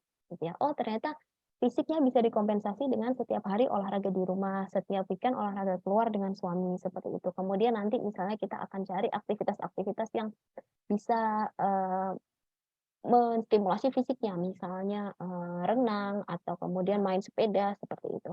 Nah, termasuk parents juga, ketika ada poin-poin yang memberatkan, misalnya termasuk salah satu poin yang memberatkan adalah jarak yang jauh, misalnya jaraknya itu sekolahnya ini cocok nih, tapi jaraknya jauh dari rumah. Ada nggak sih alternatif untuk mengompensasi itu? Apakah kemudian anak disiplinkan manajemen waktunya sehingga tidurnya bisa lebih awal dan bangun lebih pagi, atau mungkin kita cari antar jemput yang barengan satu arah dengan orang tua siswa lainnya, jadi berangkatnya bareng-bareng, atau mungkin kita ngontrak rumah di dekat sekolah, atau seperti apa gitu. Nah, sekolah yang kita pilih kalau menurut saya pribadi adalah pilih sekolah yang poin memberatkannya itu paling bisa kita toleransi, dalam artian kita sudah punya cara untuk mengkompensasinya itu. Kalau ada poin memberatkannya bisa jadi cuma satu, tapi kita nggak punya alternatif untuk mengompensasi. Misalnya, poin memberatkannya biaya. Ini sekolahnya bagus, sempurna segala macam, tapi biayanya di luar jangkauan. Dan kita nggak punya alternatif untuk menutup biaya itu, mengompensasi biaya itu, gitu ya. Nah, itu akan memberatkan untuk ke depannya. Jadi kita cari sekolah yang masuk toleransi kita, baik dari poin positif dan poin negatifnya. Karena kembali ke prinsip awal tadi ya, kita nggak bisa ketemu sekolah yang sangat sempurna, jadi pasti ada plus minusnya. Tinggal kita cari gimana kita nambal minusnya itu, gitu. Apakah dengan bisa kegiatan di luar atau kita kasih sumber daya yang lain atau seperti apa, gitu. Nah, mengisi ini tuh kadang merepotkan diri, tetapi percaya ini sangat-sangat memudahkan kita untuk mengambil keputusan dan diskusi dengan suami dan anak. Gitu. Karena kalau cuma di kepala dibayangin di awang-awang tuh kayak ruwet sendiri gitu nanti. Jadi setelah ini coba bisa parents silahkan print out, nanti akan dibagi oleh panitia dan coba diisi. Nanti kita akan bisa memetakan sendiri isi kepala kita tuh kayak apa sih? Oh ternyata poin yang ini tuh lebih cocok, lebih banyak poin yang cocok di sekolah ini daripada yang sekolah ini misalnya kayak gitu. Oke, next. Nah, ini tadi tanda sekolah yang tepat tuh kayak apa sih? Tanda sekolah yang tepat yang pertama adalah anak dan orang tua merasakan emosi positif dalam sebagian besar waktu. Kalau orang Jawa bilang itu nggak setiap hari grundel, nggak setiap hari komplain, nggak setiap hari ngrusulo gitu ya, "Ah, kok sekolahnya gini lagi sih, kok gurunya gini sih, kok pelajarannya gini sih?" Gitu kan. Jadi, di sebagian besar waktu, mungkin tidak setiap waktu ya, karena kita juga ada naik turun dinamika emosi, tapi di sebagian besar waktu itu kita merasa positif terhadap sekolah, terhadap pembelajaran. Anak pun seperti itu. Dan kita ketika berkomunikasi dengan dan bekerja sama dengan sekolah atau orang tua siswa lain itu rasanya mudah, kayak nyambung aja gitu. Nggak perlu effort lebih besar untuk sampai harus ngejar-ngejar, sampai harus makan hati gitu misalnya, tapi terasa kayak ngalir aja deh ngobrol sama guru dan sekolahnya itu. Kemudian anak menunjukkan perkembangan positif yang signifikan. Ada loh anak yang sudah masuk ke TK 1 tahun misalnya, tetapi ternyata perkembangannya tidak sesignifikan yang diharapkan, gitu. Tapi ada juga loh anak yang baru sekolah 2 bulan, tapi kok tiba-tiba udah bisa ini, kok udah kayaknya udah lama banget sekolahnya nih, kok udah banyak banget yang dipelajarin, gitu. Kemudian juga yang paling penting tidak ada tanda perilaku negatif yang muncul dari anak saat sekolah. Jadi sekali lagi ketika kita untuk mengetahui ini sekolah tepat atau enggak sih, kita nggak bisa di awal aja Bapak Ibu ya. Kita memilih sekolah, melakukan seleksi itu adalah usaha kita untuk menentukan, sekolah yang kira-kira tepat. Tapi ketika untuk pasti tahu tepat atau tidaknya, kita tetap harus, memantau seiring berjalannya waktu, ya. Jadi sekolah yang tepat itu tidak ada tanda perilaku negatif yang muncul terus-terusan dan berulang dari anak. Misalnya anak terus menolak sekolah, menarik diri, atau tiap mau sekolah itu cemas sampai kemudian akhirnya kalau anak-anak TK atau SD ada ngompol di sekolah karena ketakutan, karena cemas gitu. Nah, itu yang tidak kita harapkan. Dan juga salah satu indikatornya adalah nggak banyak permasalahan yang muncul atau drama atau intrik dengan sekolah atau orang tua siswa lain. Jadi ibaratnya jalannya mulus aja. Kita nggak ngerasa berat karena kita ngerasa punya dukungan dari sekolah, dari orang tua murid yang lain. Gitu. Oke, selanjutnya. Nah, ini singkat aja saya. Jadi untuk selain kita memilih sekolah, kita juga perlu mempersiapkan anak memasuki sekolah yang baru. Memasuki lingkungan yang baru gitu ya. Sekarang memang protokol kesehatan lebih longgar ya, udah nggak perlu kita pakai masker lagi, tetapi memang masih disarankan kalau misalnya anaknya sakit gitu ya, mungkin bisa dibekali masker, batuk gitu ya, tetapi masih punya tenaga kan kadang-kadang anak masih dibiarin masuk sekolah gitu ya, bisa dipakaikan masker. Jadi gimana anak itu bisa lepas masker sendiri, gimana anak bisa cuci tangan dengan benar, gimana anak tahu makanan yang sehat untuknya tuh yang mana, makanan yang tidak sehat tuh yang seperti apa. Karena anak-anak masuk SD itu biasanya udah mulai semangat jajan gitu ya. Jadi kita juga perlu bekali dengan edukasi, makanan yang bisa kita pilih atau kalau misalnya anak ada alergi, kita ingatkan tidak bisa makanan yang seperti apa gitu ya. Kemudian juga gunakan barang milik sendiri terutama misalnya, barang-barang personal yang akan masuk ke mulut seperti sendok, garpu, atau minuman, atau alat musik tiup gitu ya, di SD atau SMP biasanya udah mulai pakai pianika dan, seruling gitu. Nah, ini sebelum anak masuk sekolah kita pastikan anak bisa ini dulu. Kemudian selain protokol kesehatan yang selanjutnya juga self help-nya. Pastikan anak sudah bisa buka tutup tas sendiri. Tahu tempat simpan barangnya di mana. Oh, kalau pensil itu disimpannya di sini, di bagian depan misalnya. Kalau bawa tisu disimpan di mana gitu. Lepas pasang sepatu dan kaos kaki juga bisa buka tutup tempat minum dan kotak bekal. Termasuk untuk anak-anak TK sebisa mungkin kita siapkan tempat bekal yang mereka bisa buka sendiri. Bukan masalah nggak ada yang bantu, jadi guru pasti akan bantu gitu ya, tetapi bagaimana kita menumbuhkan, sense of self confidence anak, "Oh aku bisa kok sendiri nih, aku bisa kok buka sendiri, aku, nggak perlu minta-minta bantuan dulu karena aku sudah bisa." Jadi siapkan juga kotak bekal yang, bisa dengan mudah anak buka dan tutup.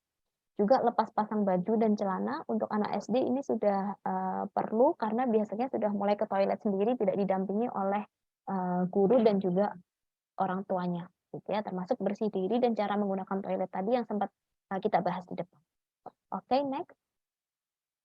Nah, termasuk sosial dan komunikasi juga kita perlu siapkan ke anak nih. Gimana sih ketika ada orang ngomong itu anak mau mendengarkan dulu gitu ya. Atau kalau misalnya di sekolah anak, baru pertama kali masuk sekolah gimana sih cara memulai percakapan dengan teman, kita bisa siapkan dengan misalnya role play di rumah gitu ya.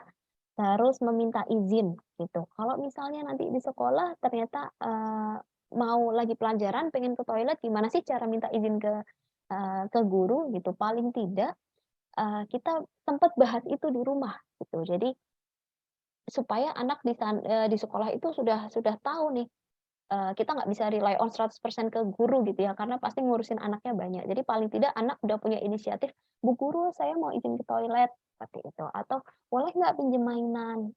Itu kita sebaiknya biasakan di rumah, jadi ketika masuk ke lingkungan baru, anak sudah bisa melakukannya sendiri. Termasuk bertanya kalau misalnya ada pelajaran yang belum paham. Yang sering, berbeda banget di TK atau TK dan SD itu adalah TK itu gurunya muter, ya kan. Seringnya muter mendampingi anak-anak, kadang di sebelahnya, ada yang belum bisa dibantu. Sementara di SD jarak kelasnya lebih besar. Guru sudah di depan, di papan tulis, anak di belakang. Kalau anak tidak paham, seringkali, "Ah, nggak paham nih, nggak tahu harus gimana," gitu. Jadi kita perlu bekali juga, kalau belum paham, tanya, gitu. Kalau misalnya butuh bantuan ngerjain soal, boleh minta tolong, gitu ya. Jadi jangan sampai, anak ngerasa, "Oh aku nggak dibantuin, aku nggak diajarin, ya udahlah." Kemudian juga yang, etika berterima kasih, minta maaf kalau melakukan kesalahan, ini memang, sebaiknya kita biasakan dari rumah, termasuk menolak ajakan yang berbahaya. Karena kita tahu sekarang, kasus-kasus, kekerasan terhadap anak, kasus-kasus kriminalitas terhadap anak juga menunjukkan tren yang bukan menurun, tapi justru meningkat. Jadi kita juga perlu bekali kalau misalnya, anak di sekolah diajak ngobrol oleh orang asing harus seperti apa sikapnya, dikasih mainan orang asing harus seperti apa sikapnya, hal-hal itu kita harus banyak diskusi juga di rumah, ya. Kemudian yang selanjutnya, rutinitas juga, eee, yang sering jadi permasalahan di anak sekolah awal adalah terlambat karena bangunnya kesiangan, gitu. Nah, sebenarnya bangun kesiangan ini kita perlu tarik ke belakang. Apakah pola tidurnya itu sudah benar? Apakah anak itu tidurnya tepat waktu atau memang tidurnya malam nih, makanya pagi-paginya selalu terlambat?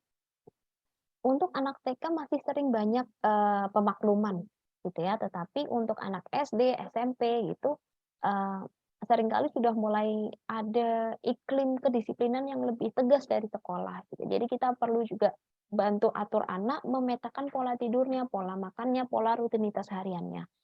Nah, termasuk untuk jam bangun pagi, sarapan pagi juga kita biasakan, bercerita tentang kegiatan hariannya, jadi kita tahu di sekolah tadi anak ngapain, apakah ada hal yang membuat anak nggak nyaman.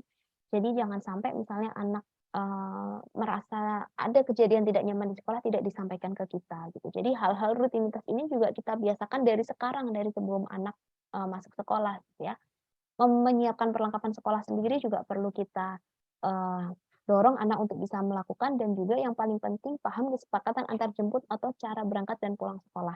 Karena kaitannya dengan keamanan anak tadi ya, nanti dijemput jam segini di sebelah sini misal, atau misalnya kalau mama nggak bisa jemput nanti yang jemput adalah, papa misalnya, atau ada om ini gitu, benar-benar harus dispesifikkan pada anak. Supaya anak juga paham apa yang harus dilakukan kalau misalnya belum dijemput gitu ya, atau misalnya ada orang ngaku-ngaku mau jemput, itu anak juga bisa paham, begitu. Next, sepertinya sudah selesai slide, saya. Terima kasih, itu tadi pemaparannya sebenarnya, lebih umum, jadi kita harapannya bisa banyak diskusi aja setelah ini. Terima kasih Bapak Ibu yang sudah menyimak. Saya kembalikan sesi kepada Mbak Zizi. Silahkan Mbak Zizi. Oke, baik. Terima kasih, Mbak Dori. Aduh, saya banyak catatan nih, walaupun anak saya udah kelas 1, udah masuk sekolah. Cuman kayaknya tadi kayak yang Mbak Dori bilang bahwa menetapkan pilihan itu nggak bisa hanya di awal aja ya. Cuman kita tetap perlu mengevaluasi apakah sekolah yang kita pilih ini masih sesuai atau tidak dengan visi misi kita, dengan kebutuhan kita gitu ya. Oke, terima kasih banget pemaparannya. Seru, saya sampai sibuk mencatat. Nah, tapi untuk sebelum kita melanjutkan ke sesi tanya jawab, kita mungkin relax dulu bagi parents yang mau ke toilet atau mau minum dulu, boleh, atau juga mau cicil ngetik pertanyaan, boleh, silahkan bisa dituliskan di kolom chat, nanti akan kami pilih pertanyaannya yang akan dijawab oleh Mbak Dori ya. Oke, nah sambil relax, mungkin saya mau ajak para parents untuk melakukan kuis. Karena ini kita temanya tentang pilih-pilih sekolah, saya mau ngajak untuk menjadi kayak anak sekolah lagi nih, ya. Jadi nanti saya akan memberikan pertanyaan, terus nanti siapa parents yang bisa jawab, cepet-cepetan tolong raise hand.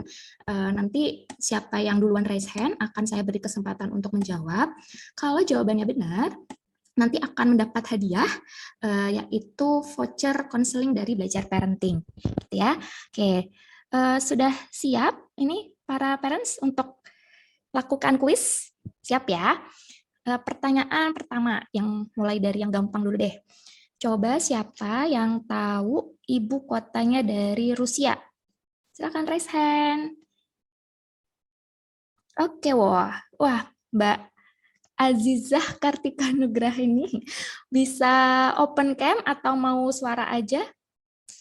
Iya, Moskow. Oke, siap. Betul Mbak Ika. Selamat. Nanti akan dihubungi oleh tim adminnya ya untuk mendapatkan hadiahnya. Oke, terima Makasih Mbak kasih. Zizi. Iya, sama-sama. Ya, boleh di lower hand dulu? Oke. Sebentar ya. Nah, pertanyaan selanjutnya ya, yang kedua. Ini mulai agak lumayan untuk soal matematika nih. Semoga masih pada ingat ya. Coba sebutkan rumus dari volume balok.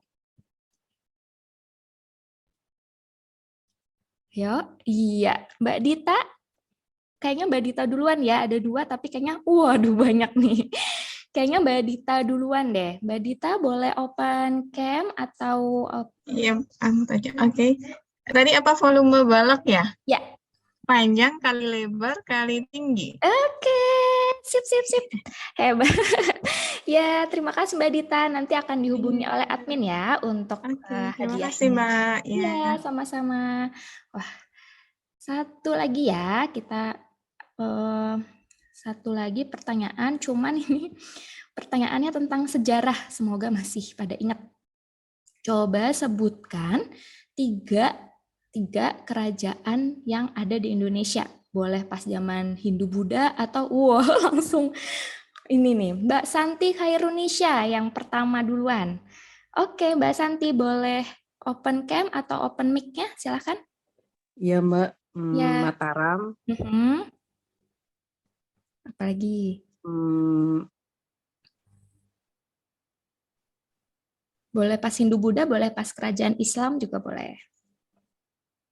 Mataram, terus tunggu bentar Mbak, apa ya? Ingat-ingat dulu, aduh. Iya boleh. Saya hitung sampai 5 ya. 1. Sriwijaya. Oke, 1 lagi. Majapahit. Oke, sip, kucap Mbak Santi. Nanti dihubungi oleh admin ya untuk hadiahnya. Oke, terima kasih semuanya. Terima kasih. Iya, sama-sama. Terima kasih untuk yang sudah berpartisipasi di kuisnya. Semoga yang lain juga sudah lebih rileks, sudah minum, sudah ngemil, boleh. Dan kita siap untuk lanjut ke sesi tanya jawab. Tapi sebelumnya saya juga mau mengucapkan terima kasih kepada sponsor acara kami, yaitu Keluarga Sadar Jiwa, serta para media partner kami, yaitu Build Up Consultant, Here to Heal, Keutamaan Sri Kandi, momsmom.id, Parentia, dan Sadar Emosi atau SAE. Nanti para parent juga jangan lupa untuk follow akun-akun ini karena mereka juga memiliki visi misi yang mirip-mirip dengan Parentific dan juga belajar parenting, yaitu mengenai kesehatan mental secara umum. Oke, sekarang kita mau masuk ke sesi tanya jawab. Sebenarnya sebelumnya kan sudah di G-Form itu ada pertanyaan juga ya, tetapi sekarang kita mau coba dari yang di sesi ini dulu. Oke, kita mau dari yang raise hand dulu ya. Silahkan, ada di sini Mbak Kisti, boleh open mic atau open video, boleh silahkan pertanyaannya.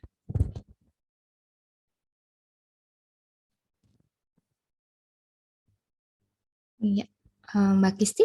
Oh, mungkin tadi masih ikut kuis ya, Mbak Kisti. Oke, nggak apa-apa. Tapi di kolom chat sudah ada pertanyaan, coba kita baca dulu. Pertanyaan dari Ibu Dewi di Bandung. Bu, saya mau bertanya, anak saya sekarang usia 5 tahun 3 bulan. Kalau tahun sekarang dimasukkan ke sekolah, baiknya masuk kemana? TK atau apa? Silahkan Ibu Dori. Oke, halo Ibu Dewi.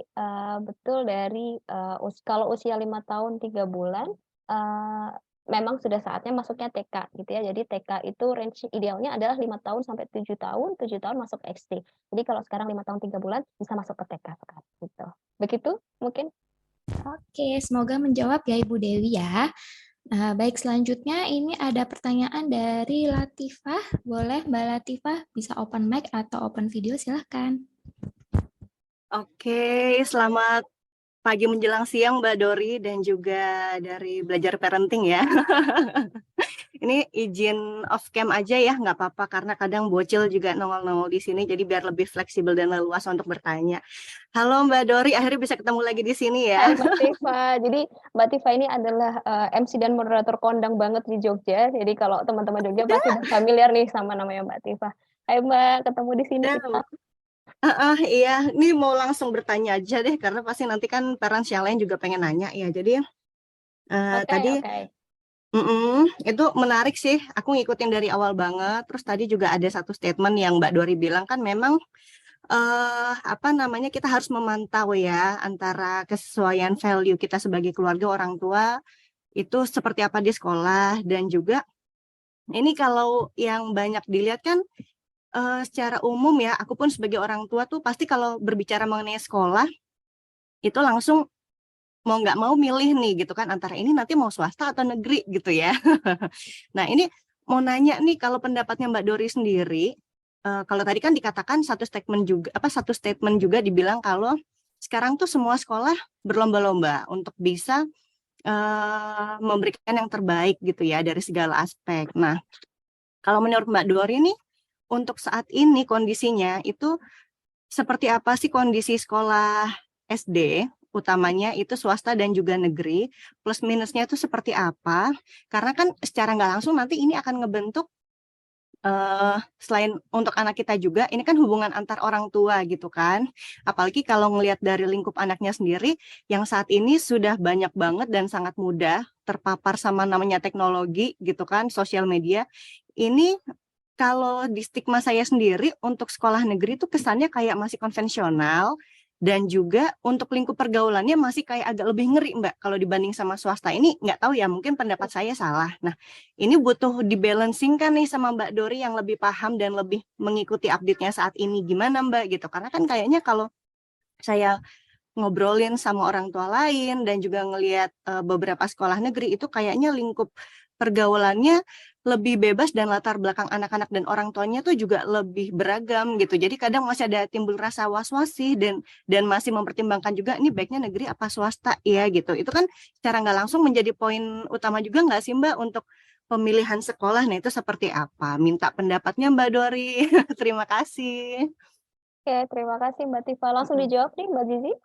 Ya, silahkan boleh. Oke. Betul ya, kalau zaman dulu itu, ini memang jadi perdebatan gitu ya, mau mau negeri atau mau swasta gitu. Cuman semakin ke sini ya, saya mau nggak mau harus bilang bahwa sekolah itu tuh sekarang variasi dan range-nya itu makin jauh, kesenjangannya itu makin jauh, baik dari negeri maupun dari swasta. Ibaratnya gini, di sekolah negeri yang satu dan sekolah negeri yang lain itu sama-sama sekolah negeri, tapi kualitasnya bisa beda. Dinamika di dalamnya bisa beda. Itu kita masih bicara di satu provinsi, satu kota misalnya. Belum lagi misalnya kalau dibandingkan negerinya Jogja dengan negerinya di pelosok Indonesia yang lain. Itu udah kesenjangannya jauh banget. Termasuk juga di swasta. Swastanya Jakarta, swastanya Jabodetabek dengan swastanya di kota kecil itu juga akan beda. Jadi kalau menurut saya kita nggak bisa lagi pakai mindset negeri lebih begini, swasta lebih begini, nggak bisa. Kita benar-benar harus spesifik negeri apa sih yang kita mau pertimbangkan, swasta apa sih yang mau kita pertimbangkan. Jadi ketika kita pilih sekolah untuk Mbak Tifa dan juga orang tua yang lain, saya sangat menyarankan untuk nggak lagi terjebak ke negeri dan swasta, tapi misalnya langsung ke sekolahnya. Saya mau ke sekolah negeri satu misalnya dibandingkan dengan sekolah swasta A gitu. Jadi langsung kita compare antara dua sekolah itu, nggak lagi pakai berbandingan swasta atau negeri karena terus terang saya juga sekarang nggak bisa memetakan dan saya juga sempat cari ya. Dulu tuh saya tuh sempat mau bikin konten nih tentang ini tentang swasta atau negeri, tetapi ketika saya baca berbagai penelitian termasuk di Indonesia nggak ada kesimpulannya bahwa negeri lebih ini, swasta lebih ini, itu semuanya variasi banget hasil penelitiannya. Jadi belum bisa ditarik benang merahnya bahwa negeri itu tuh anaknya lebih seperti ini, gurunya lebih seperti ini, swasta lebih seperti ini, gitu. Jadi kalau menurut saran saya yang lebih gampang adalah kita langsung compare sekolahnya aja daripada kita terjebak negeri dan swasta karena negeri itu juga range-nya jauh banget. Negerinya Jogja itu saya sudah merasakan sendiri juga beda banget dengan negerinya luar Jogja. Swastanya di Jabodetabek dan kota besar juga beda dengan swastanya di kota yang lebih kecil gitu. Jadi ketika tanya negeri dan swasta, saya nggak bisa bilang kesimpulannya apa bahwa negeri lebih variatif misalnya, mungkin memang lebih variatif karena zonasi gitu ya. Tetapi swasta juga variasinya mungkin tidak di zonasinya, tapi karena biayanya biasanya lebih terfilter ya kalau masuk ke swasta itu biasanya dari latar belakang keluarga yang sosial ekonominya setara, jadi variasinya bukan di biaya lagi tapi mungkin ke akademiknya misalnya seperti itu, atau mungkin ke kemampuan sosialnya seperti itu. Jadi memang setiap sekolah dinamikanya beda-beda dan tidak bisa lagi kita zaman sekarang compare antara negeri dan swasta. Itu kita compare-nya antar sekolah aja langsung. Kalau sekolah swasta A di-compare sama sekolah negeri B seperti apa, di-compare sama swasta B seperti apa, di-compare sama negeri C seperti apa, gitu aja. Begitu Mbak Tifa, atau mungkin ada tanggapan lagi, ada pertanyaan lagi terkait ini, boleh banget loh diskusi dari parents yang lain juga. Iya sih Mbak, nggak apa-apa. Maksudnya karena aku juga kan memang baru mau mulai mendalami dan baru mau searching juga ya untuk si anak. Jadi memang baru ngikutin tuh dari beberapa bulan yang lalu gitu. Jadi memang masih butuh banyak referensi dan memang karena sekarang tuh segala sesuatu bisa berubah dengan cepat ya. Kita nggak bisa menstigma sesuatu atau menjudge sesuatu udah pasti tuh nggak bisa gitu. Makanya dengan adanya forum kayak gini nih penting banget dan memang perlu banget referensi-referensi untuk memetakan kembali dan untuk meng-open mindedkan diri lagi sih, apalagi sebagai orang tua kita juga harus ikut berkembang kan. Tapi makasih banget Mbak Dori, ini memang harus banyak-banyak baca lagi kayaknya dan banyak diskusi lagi untuk bisa nanti nemuin 3 sekolah nih ya yang kayaknya mana yang paling suitable lah untuk si anak gitu. Betul. Terima Termasuk ini kasih. termasuk ini Mbak Tifa, karena sekarang kita kan Ya, ada kurikulum baru nih, kurikulum iya, Merdeka Merdeka. gitu ya. Jadi Mm-mm. ketika nanti datang ke sekolah negeri itu bisa nanya gimana sih perubahan kurikulum Merdeka ini diterapkan di sekolah itu gitu. Jadi supaya kita lihat karena sering kali kurikulumnya berubah tapi di sekolahnya itu sama aja gitu ya pendekatannya. Sering kali kan seperti itu. Jadi ketika nanti datang ke sekolah, kita survei ke sekolah negeri, kita bisa tanya apa sih yang perubahan apa sih yang diterapkan di sekolah ini terkait perubahan kurikulum? Apakah mungkin memang hanya program belajar yang berbeda atau pendekatan ke anaknya juga berbeda atau aktivitasnya juga berbeda, itu seperti apa? Gitu. Karena memang untuk sekolah negeri juga kita mau nggak mau ikut dari pusat ya. Jadi kalau kurikulumnya berubah pasti nanti bisa jadi culture atau dinamika di sekolah negeri itu juga berubah. Gitu. Sementara sekolah swasta itu memang biasanya lebih stabil karena mereka core-nya itu tidak terlalu apa ya, mereka punya value yang lebih kuat biasanya untuk masing-masing sekolah swasta yang jadi ciri khasnya mereka gitu. Jadi kalau misalnya nanti ada kesempatan untuk survei ke sekolah negeri, bisa sambil ngobrol-ngobrol terkait kurikulum Merdeka itu dan penerapannya gimana. Itu Mbak Tifa dan orang tua, parents yang lainnya. Nah, ini tadi satu mau nanya aja sih. Tadi Oke. kalau nggak salah sempat juga pas dijelasin sama Mbak Dori soal metode sekolah itu ada sempat disebut metode sekolah CM ya? Apa ya itu ya? Termasuk Betul nggak? Mbak, iya betul. Jadi nanti kalau bisa itu sebenarnya lebih ke pendidikan alternatif seperti Montessori gitu. Jadi ada sekolah-sekolah yang menerapkan metode seperti itu, biasanya sekolah homeschooling yang menerapkan metode CM, nanti bisa googling sendiri karena saya juga tidak mendalami di metode itu, takutnya kalau menjelaskan nanti salah malahan gitu ya. Jadi seperti ada Montessori, ada CM, yang ada macam-macam lain, ada yang pakai pendekatan ala Finlandia juga sekarang beberapa sekolah itu. Jadi memang metode dan pendekatan tuh variatif banget sekarang. Ada banyak banget kayak mungkin karena muncul juga karena kegelisahan orang tua atau pendidik terkait metode-metode dari pemerintah gitu juga bisa ya. Jadi banyak sekali homeschooling yang muncul sekarang karena sekarang trennya homeschooling ini meningkat, sekolah online meningkat. Jadi ada banyak metode yang memang benar kata Mbak Tifa, kita harus update, banyak banget yang kita bisa pelajarin dan banyak banget yang bisa kita pilih sekarang. Itu. Oke, sudah cukup. Makasih Mbak Dori. Kayaknya yang lain udah pada ngantri mau nanya deh. Terima kasih, Kak Sama-sama Admin. Mbak Tifa. Oke, terima kasih Mbak Tifa pertanyaannya. Sebelum saya ke chat, saya boleh ya bahas dari pertanyaan yang di G-Form kemarin. Oke, ini dari pertanyaan dari Mbak Dwi Rizky. Mungkin ada hadir atau di sini bertanya tentang bagaimana jika menurut beliau tidak ada pilihan sekolah karena tinggal di tempat tertentu gitu. Jadi mungkin pilihan sekolahnya terbatas dan gimana nih menurut Mbak Dori kalau kayak gitu kasusnya? Oke, ini sebenarnya juga mirip dengan apa yang saya rasakan di sini ya. Jadi ketika saya dulu dari kecil sampai besar itu sekolahnya di Jogja yang disebut-sebut sebagai kota pendidikan gitu ya. Ada sekolah banyak banget di sana, tinggal pilih dan banyak banget variasinya. Kemudian saya ikut suami merantau dan di sini memang saya juga sempat merasakan banyak yang tidak satu visi misi gitu ya dengan keluarga saya akhirnya. Sempat juga merasa bahwa, oh nggak ada pilihan sekolah sih di sini gitu. Tetapi setelah saya flashback lagi, setelah saya refleksi lagi bahwa sebenarnya pilihan itu ada dan pasti ada, cuman kita nggak ambil. Karena kita tahu itu nggak sesuai dengan kita. Jadi pilihan sekolah itu pasti ada karena kita tahu di setiap kota itu ada berapa puluh, berapa ratus sekolah, ya kan? Jadi sekolah itu pasti ada di sana. Cuman kita sadar bahwa kita pribadi yang bertanggung jawab yang tidak sengaja tidak memilih sekolah itu, gitu. Nah, kenapa kita tidak pilih sekolah itu? Pasti ada pertimbangan ke belakangnya, gitu. Jadi ketika kita sekarang berpikir kok nggak ada pilihan ya, nah kita saatnya refleksi dulu nih, apa sih yang membuat kita ngerasa nggak ada pilihan tuh? Memang sekolah A seperti apa yang membuat kita berat kayak di tabelnya tadi ya, apa yang bikin kita berat? Memang sekolah B itu yang bikin kita berat tuh apa? Sekolah C itu yang bikin berat tuh kita apa gitu. Sekarang ada banyak pendekatan pendidikan, tidak hanya sekolah konvensional, tapi ada juga sekolah online, tapi ada juga homeschooling yang dengan pendampingan belajar aja tidak masuk setiap hari. Itu juga bisa kita masukkan dalam pertimbangan, kita masukkan ke plus minusnya tadi itu. Gitu. Jadi sebenarnya kalau dibilang tidak ada pilihan itu sebenarnya ada sekolahnya, ada pilihannya, tetapi kita yang secara sadar tidak memilih itu. Nah, kenapa kok tidak pilih? Nah, itu kita bisa petakan dulu supaya kita makin yakin nih bahwa oke, aku semakin yakin bahwa aku tidak memilih ini. Aku semakin yakin bahwa aku tidak memilih itu. Gitu. Jadi seringkali kita tuh cuman awal-awal tuh kalau tidak dipetakan tuh cuman kita ngerasa berat, aku nggak cocok nih. Padahal setelah digali lebih dalam sebenarnya ada hal-hal yang masih bisa kita toleransi. Ada hal-hal yang masih kita bisa kompensasi di tempat lain gitu. Jadi saya sangat encourage Bapak Ibu untuk memetakan di atas kertas itu tadi supaya kita tahu benar-benar plus minusnya. Itu Mbak Gigi.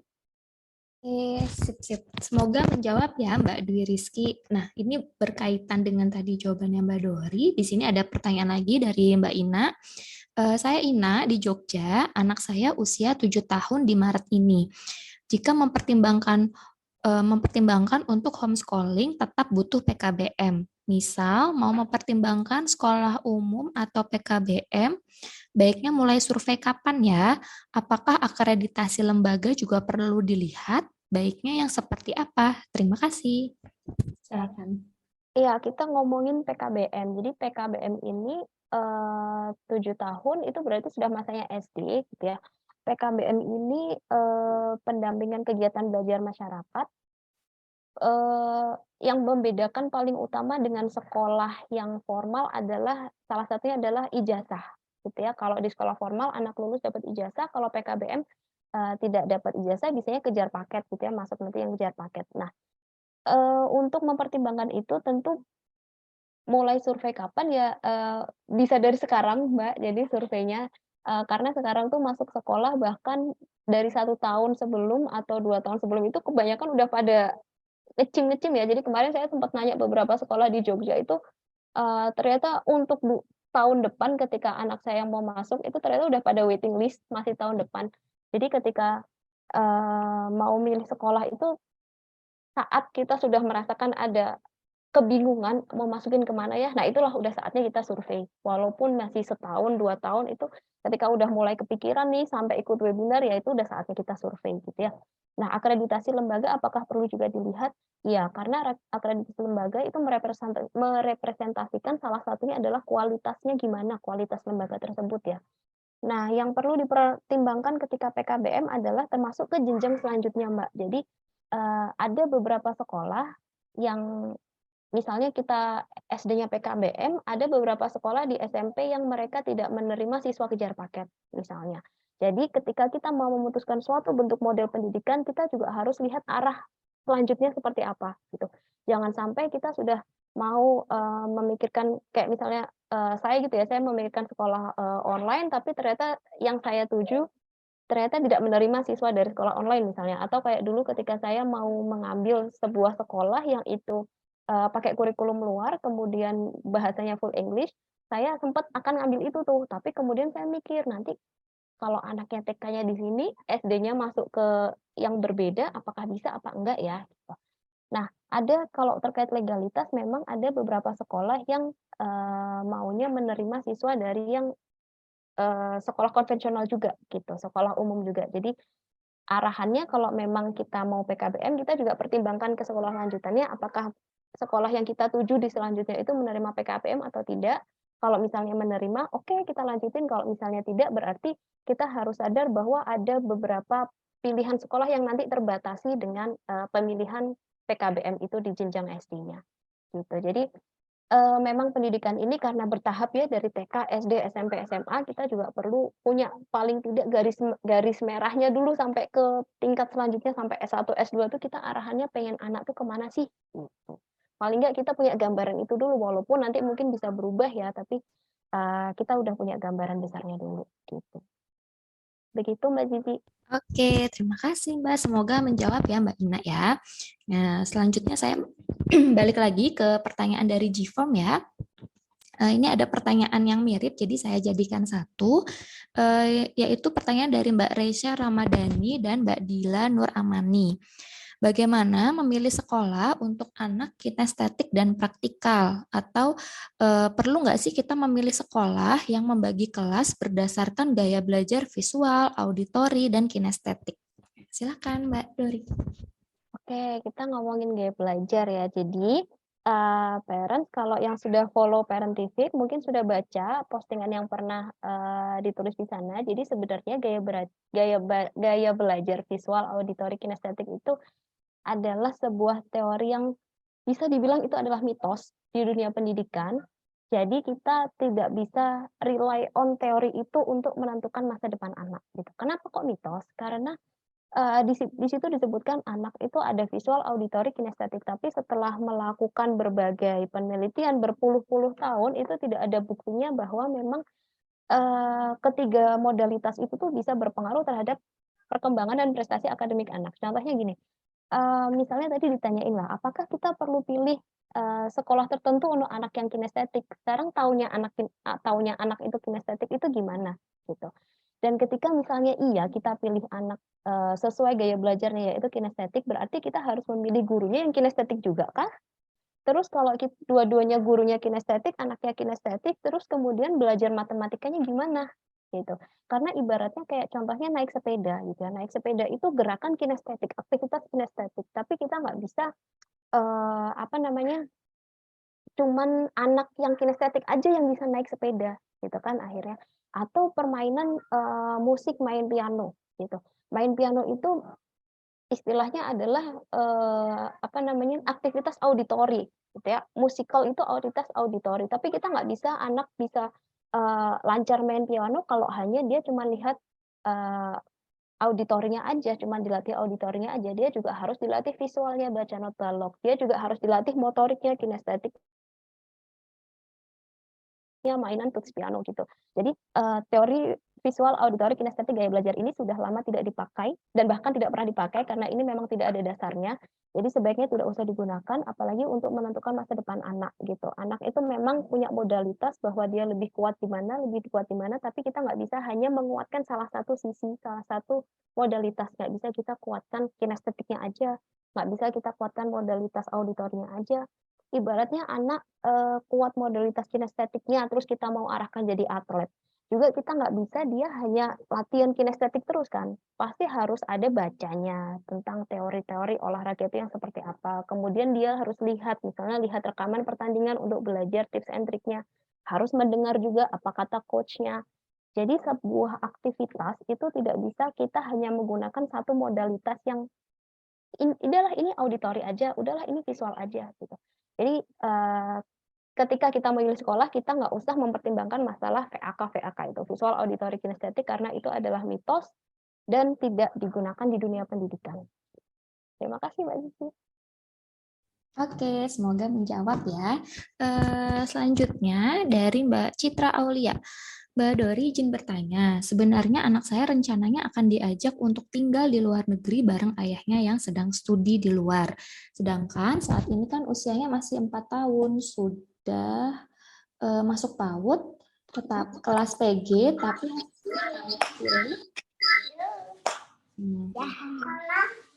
bentar ya, tapi yang saya pilih sekolah lokal Islami, bukan sekolah internasional. Apakah sebaiknya saya mulai pindahkan anak saya untuk masuk ke sekolah internasional? Apakah dengan tujuan belajar berbaur dengan banyak anak berbeda negara dan membiasakan menggunakan bahasa asing? Atau biarkan saja dulu di sekolah yang sekarang yang dia sudah nyaman sekaligus belajar fondasi agama? Terima kasih. Ya, silakan. Oke, jadi ini ceritanya mau masuk ke sekolah luar negerinya berapa tahun lagi atau berapa waktu lagi ya? Nggak ada keterangannya ya? Di sini cuma ditulisnya sekarang anaknya usia 4 tahun. 4 tahun? Iya, tapi belum tahu ya tinggal keluar. Belum tahu keluar negerinya berapa tahun lagi atau ini ya. Kalau misalnya jaraknya masih jauh ya, masih 3 tahun ke atas misalnya atau apa namanya masih 3 tahun lagi keluar negeri gitu ya sebenarnya pindah untuk pelan-pelan mengadjust gitu nggak masalah. Tetapi kalau jaraknya singkat, misalnya dalam 1 tahun lagi nih udah mau pindah, kalau saran saya tidak usah pindah dulu karena anaknya kasihan akan adaptasi berkali-kali. Dia sudah nyaman di sekolah sini, terus kemudian dipindahkan ke sekolah untuk waktu yang singkat untuk persiapan dan habis itu pindah lagi ke luar negeri, gitu kan? Itu kasihan anaknya untuk beradaptasi beberapa kali sih sebenarnya, tetapi tetap jawaban saya tidak bisa tidak bisa memastikan jawaban saya itu yang paling benar gitu ya, karena yang paling paham kondisinya adalah Mbak Citra sendiri dan keluarga. Cuman kalau saran saya, kalau memang waktunya singkat, sebaiknya anak tidak usah dipindahkan ke institusi yang formal lainnya, tetapi kita bisa bantu di rumah untuk dia beradaptasi nanti. Misalnya di rumah mulai diajak ngobrol bahasa Inggris, atau di rumah misalnya udah mulai dikenalkan bahwa ada banyak orang lain yang mungkin berbeda yang kalau ini tadi ceritanya sekarang di sekolah Islami ada banyak orang yang tidak beragama Islam misalnya. Kalau orang yang tidak beragama Islam itu harus seperti apa, seperti itu. Jadi kalau misalnya masih waktunya singkat, menurut saya pendampingan atau penyiapannya dari rumah saja, supaya anak tidak capek untuk adaptasi berkali-kali gitu. Karena kan pasti adaptasi nanti kalau pindah sekolah baru, adaptasi dengan temannya lagi, dengan program belajarnya, dengan gurunya lagi, dengan bahasanya juga gitu. Kalau untuk bahasa sendiri sebenarnya anak itu akan cepat menyerap. Jadi nanti saya ketika ke luar negeri, saya yakin sih anak juga belajarnya akan bahasa Inggrisnya juga akan gampang catch up-nya gitu. Gitu Mbak Cici. Oke, baik. Selanjutnya ke G-Form lagi. Ini ada pertanyaan dari Mbak Nadia Hanun. Gimana cara memantapkan hati memilih sekolah anak? Gimana nih Mbak? Mungkin tadi udah ini, tapi terus kayak masih setengah-setengah gitu. Gimana sih biar mantap tuh gimana? Berdoa. Jadi bener loh itu pengalaman ya. Jadi ini cerita pengalaman aja ya. Dulu tuh saya tuh waktu milih sekolah itu sempet galau gitu ya, galau banget sampai nangis lah, sampai kebawa mimpi, kebawa tidur segala macam. Kemudian sudah punya beberapa pilihan sekolah, sudah punya saya plus minuskan sekolah itu juga, tapi kayak masih merasa takut gitu ya. Takut bahwa pilihan ini tuh salah untuk anak, takut bahwa saya jadi merugikan anak ke depannya gitu. Jadi ya setelah kita melakukan upaya berbagai macam, ya mau nggak mau kita kembalikan lagi pada Tuhan Yang Maha Kuasa gitu ya. Jadi waktu itu sempat saya melakukan sholat istikharah, dan beberapa kali itu langsung muncul tuh. Jadi waktu itu media sosial dari sekolah ya, salah satu yang saya pertimbangkan itu ternyata nge-repost kontennya Parentifik tuh, tanpa ada informasi, tanpa ada babi bu, tiba-tiba loh kok kontennya di-repost ya, apakah ini pertanda gitu kan. Sempat kayak gitu, tapi akhirnya setelah berjalannya waktu ya akhirnya mantap ke situ gitu. Jadi kalau menurut saya karena ini memang keputusan besar ya buat orang tua dan anak juga gitu, walaupun bukan keputusan besar satu-satunya ya, masih banyak keputusan besar lainnya, termasuk nanti merestui anak berjodoh dengan siapa, nikah sama siapa, itu kan juga keputusan besar ya untuk kita. Tapi salah satunya adalah masuk ke sekolah itu memang menurut saya ketika kita sudah melakukan banyak upaya, mau nggak mau kita diskusi dengan diri sendiri, diskusi dengan suami sebagai support system terdekat, kemudian juga akhirnya ya kita pasrahkan aja, karena kita sebagai manusia juga nggak akan tahu ya benar-benar bahwa ini pilihan yang tepat atau enggak gitu kan. Bisa jadi kita memilih ini ternyata salah, ya udah nggak apa-apa, habis itu kita benarkan. Ada banyak proses yang masih kita harus jalani ke depannya gitu. Jadi kita lakukan yang paling bisa kita lakukan sekarang semaksimal mungkin.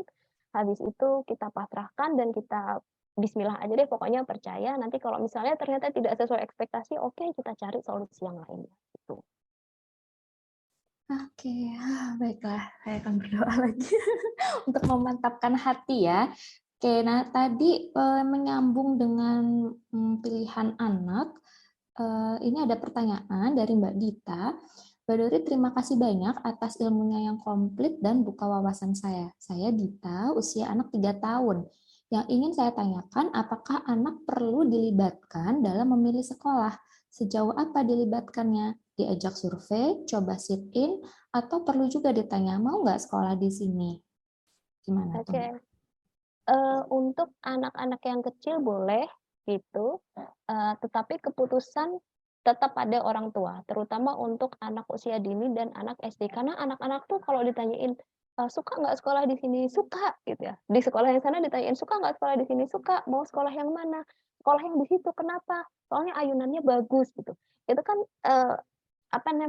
ya memang anak tuh kita perlu mendengarkan perasaan anak gitu ya. Dia senang nggak sih di sini, senang nggak sih di sana gitu. Tetapi tetap untuk anak yang kecil pengambilan keputusan ada di orang tua, karena itu anak belum bisa mengambil keputusan sebesar itu sendiri gitu ya. Jadi yang bisa orang tua lakukan adalah kita survei dulu sendiri, kita kerucutkan itu pilihan jadi 2 atau 3. Nah, anaknya diajak ke 2 atau 3 sekolah itu sambil kita lihat reaksinya.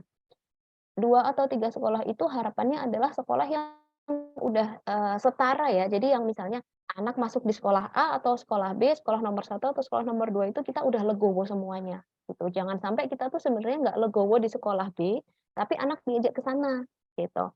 Nah, jadi ketika misalnya nanti udah kayak gitu, anaknya pengen ke sekolah B, kan malah kita bingung sendiri ya, gimana meyakinkan anak gitu. Untuk anak yang kecil memang diajak survei oke, tapi itu tadi ya kita sudah kerucutkan, mana yang pilihannya itu kurang lebih setara, jadi kita sudah sama-sama oke, tinggal nanti kita lihat respon anak. Yang perlu jadi pertimbangan adalah ketika anak, masuk ke sebuah sekolah misalnya diajak survei dan dia sudah bilang nggak mau, gitu.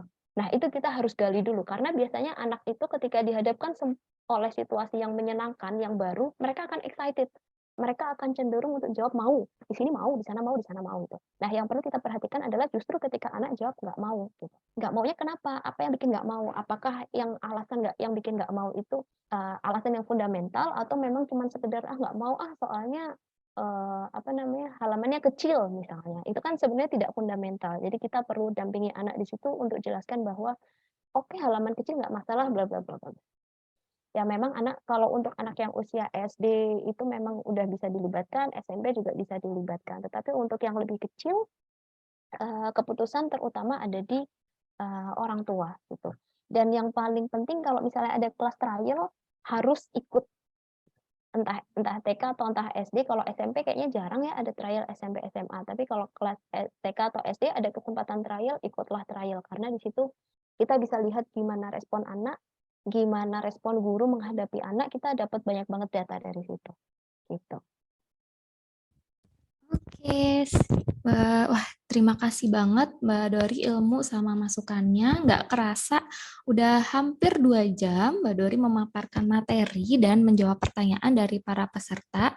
Untuk yang pertanyaannya belum terjawab, mohon maaf ya, tapi semoga dari pemaparan yang tadi sudah disampaikan bisa ada gambaran dan menjawab kegalauan selama ini. Nah, sekarang saya minta Mbak Dori untuk menyampaikan closing statement sebagai penutup dari acara kita siang ini. Oke, silakan Mbak.